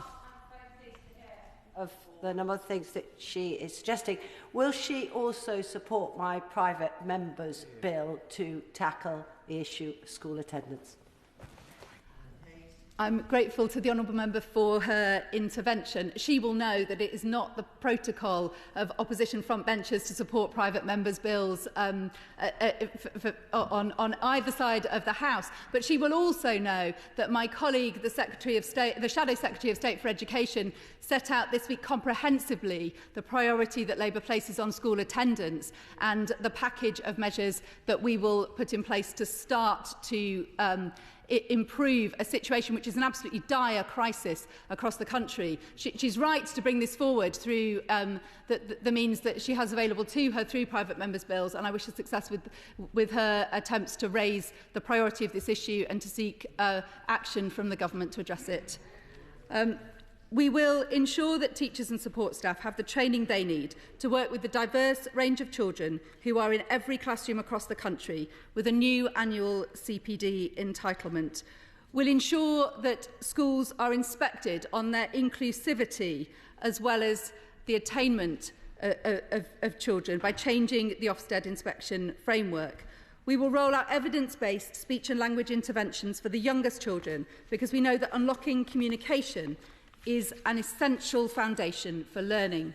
We will increase mental health support in every school, and we will join up records to reduce the exhausting battles parents face as they have to retell their child's story to every professional they meet. We will build... I won't, I'm afraid. It's been a long debate and the Minister needs to come in very shortly. We will build an early education and childcare system that works for children and families from the end of parental leave to the end of primary school. And we will put money back in parents' pockets with free breakfast clubs in every primary school, ensuring no child has to start the school day hungry, and by placing limits on the cost of school uniform. This government has been failing children and families for 13 long years. Labour will put children first again, and we will work to rebuild the support for children with special educational needs and disabilities, which has been so badly broken on this government's watch. Minister David Johnston. Thank you very much, Madam Deputy Speaker. Can I begin by congratulating my right honourable friend on securing this debate? I know how passionate he is about ensuring that his constituents get what they should from the SEND system, and also ensuring that his granddaughter Chloe gets the support that she needs. He made a powerful case for both. Before I go any further, can I take this opportunity to formally congratulate him on the announcement of his knighthood? A well-deserved honour for his decades of public service. Let me say two things by way of background before I go any further. Firstly, I am an MP in an F40 area, so I am familiar with the case that they make, and I met with them towards the end of last year. Secondly, I've been Children's Minister since the end of August, but in the 2 years before being appointed to that position, parents and teachers being unable to get the support they needed for children with SEND was already in the top 2 items in my casework and in the surgery appointments that I have. And I pay my own tribute to all the staff supporting children with special educational needs in schools, colleges and alternative provision, both locally and nationally. Therefore, the issues that have been raised in this debate have become very familiar to me. And in the previous debates, I've talked about parents having what they feel is a war of attrition with the system to try and get the support that they need for their children. And that is a war that any parent would wage, but that no parent should have to. We know the system is not delivering consistent support and outcomes, and that there are significant financial pressures on it despite considerable government investment. And beginning with that investment and funding, because that's been the biggest thing discussed this afternoon, as has been touched on, the government has considerably increased the high needs budget. In 24-25 it will be 10.5 billion, which is 60% higher than the figure it was in 2019-20. In my right honourable friend's constituency, there's been a 32% increase in the past 3 years in the per head funding. Now, I think most members would agree, as my honourable friend for Bracknell said in his speech, that's a considerable amount of money. Some members may only agree with that privately, but you don't see many government budgets that have increased by 60% under any government in many areas. And that does demonstrate the considerable support and commitment that the government has to this area. We then have 2 programmes supporting local authorities which are having financial pressures on their SEND systems. And I know a number of members in this House have local authorities that are involved in that programme, those programmes. Firstly, we have Safety Valve, which 34 local authorities with the highest percentage deficits are in, and that's to help local authorities pay down accumulated deficits and reform their systems. By March 2025, the department will have allocated nearly £900 million through this programme, and if what we are trying to deliver is delivered, those deficits will be eradicated. Then we have delivering better value for those with substantial but less severe deficits, which 55 local authorities are in, including my right honourable friend, the member for Haltemprice and Howden's East Riding of Yorkshire, which is helping delivering high quality outcomes with sustainable costs. And under that programme, each area develops a reform plan and receives £1 million to support the delivery of it. Now, as has been touched on, the high needs budget has doubled since 2015. But even if a government was able to double it again or triple it or quadruple it, it would not by itself deliver the outcomes we all want to see. And parents and teachers know that and frequently say to me, it's not just about money, or indeed the particular issue they're talking to me about is not about money, a point my honourable friend, the member for Mansfield, made well in his speech, and I intend to pick up with him the discussion about being asked for conflicting priorities. The system needs reform, and that is why we published our SEND and AP improvement plan last year with the aim of getting children and young people the right support in the right place at the right time. There's a lot within the plan, but I want to draw out 3 key areas briefly, because they're the ones that have come up most this afternoon and within the petitions attached to this debate. Firstly, on special school provision and capital funding, raised by the member for Harrow West and others, we're making a £2.6 billion investment here, £1.5 billion of which has already been allocated. It is on top of our delivery of new special and alternative provision free schools. There are currently 106 special free schools open and a further 78 approved to open in future.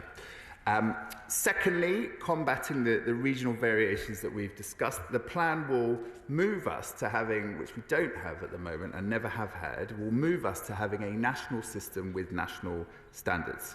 Across the country, we now have 9 change programme partnerships, which each have between 2 and 4 local areas in them, together with local schools, health services and parents. And what they are doing is, for example, testing an EHCP template that we hope can be used nationally and will improve timeliness and the quality of EHCPs. And we're developing national standards of support for special educational needs, beginning with one for speech and language, which will be released later this year.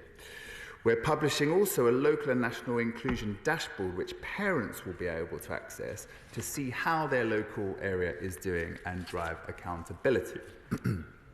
Thirdly, just briefly on the skills and knowledge of staff in mainstream schools, so I'd like to say more as a point raised by my honourable friend, the member for Torbay and others.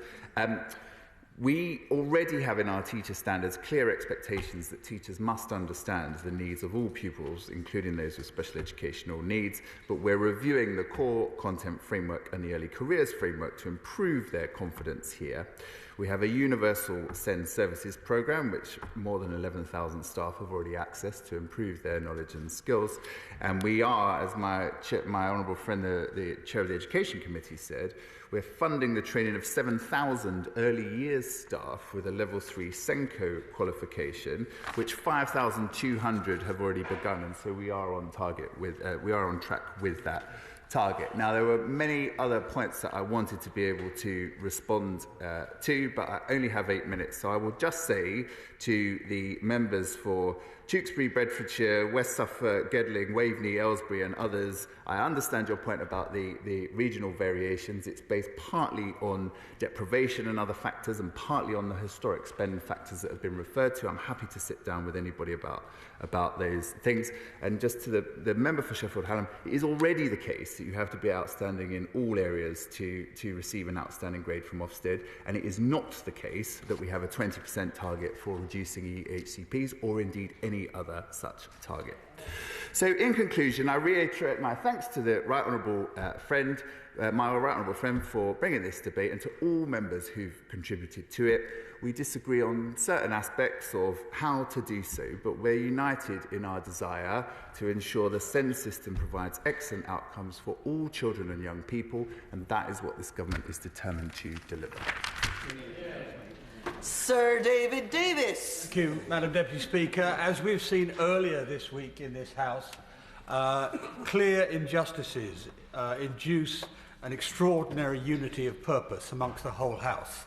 And I think we've seen a little of that this day, because we all agree that we want to give every child the best possible chance in life, irrespective of their circumstances when they're born and thereafter. And we've had some formidable speeches on both sides to that end. For me, the speech that crystallised the issue most clearly, however, was that for my honourable friend, the member for Romsey and Southampton North, who said at the beginning that we set out in 2014 to, with the ECHP system, to try to stop tired, frazzled parents having a never-ending fight to get the right outcome for their children in our system. And that system has actually not worked. It's not delivered what we wanted. Not done so because of the massive increase in demand, the massive increase in complexity, the increase in costs have overwhelmed even the large increases in expenditure that the government has done. So that's why we need the review we're talking about today. The review of funding, the review of allocation, both individually but also across regions. You've heard about my council, East Riding, which is the worst of, but also for individuals too. We've heard about the unfairness of the systems.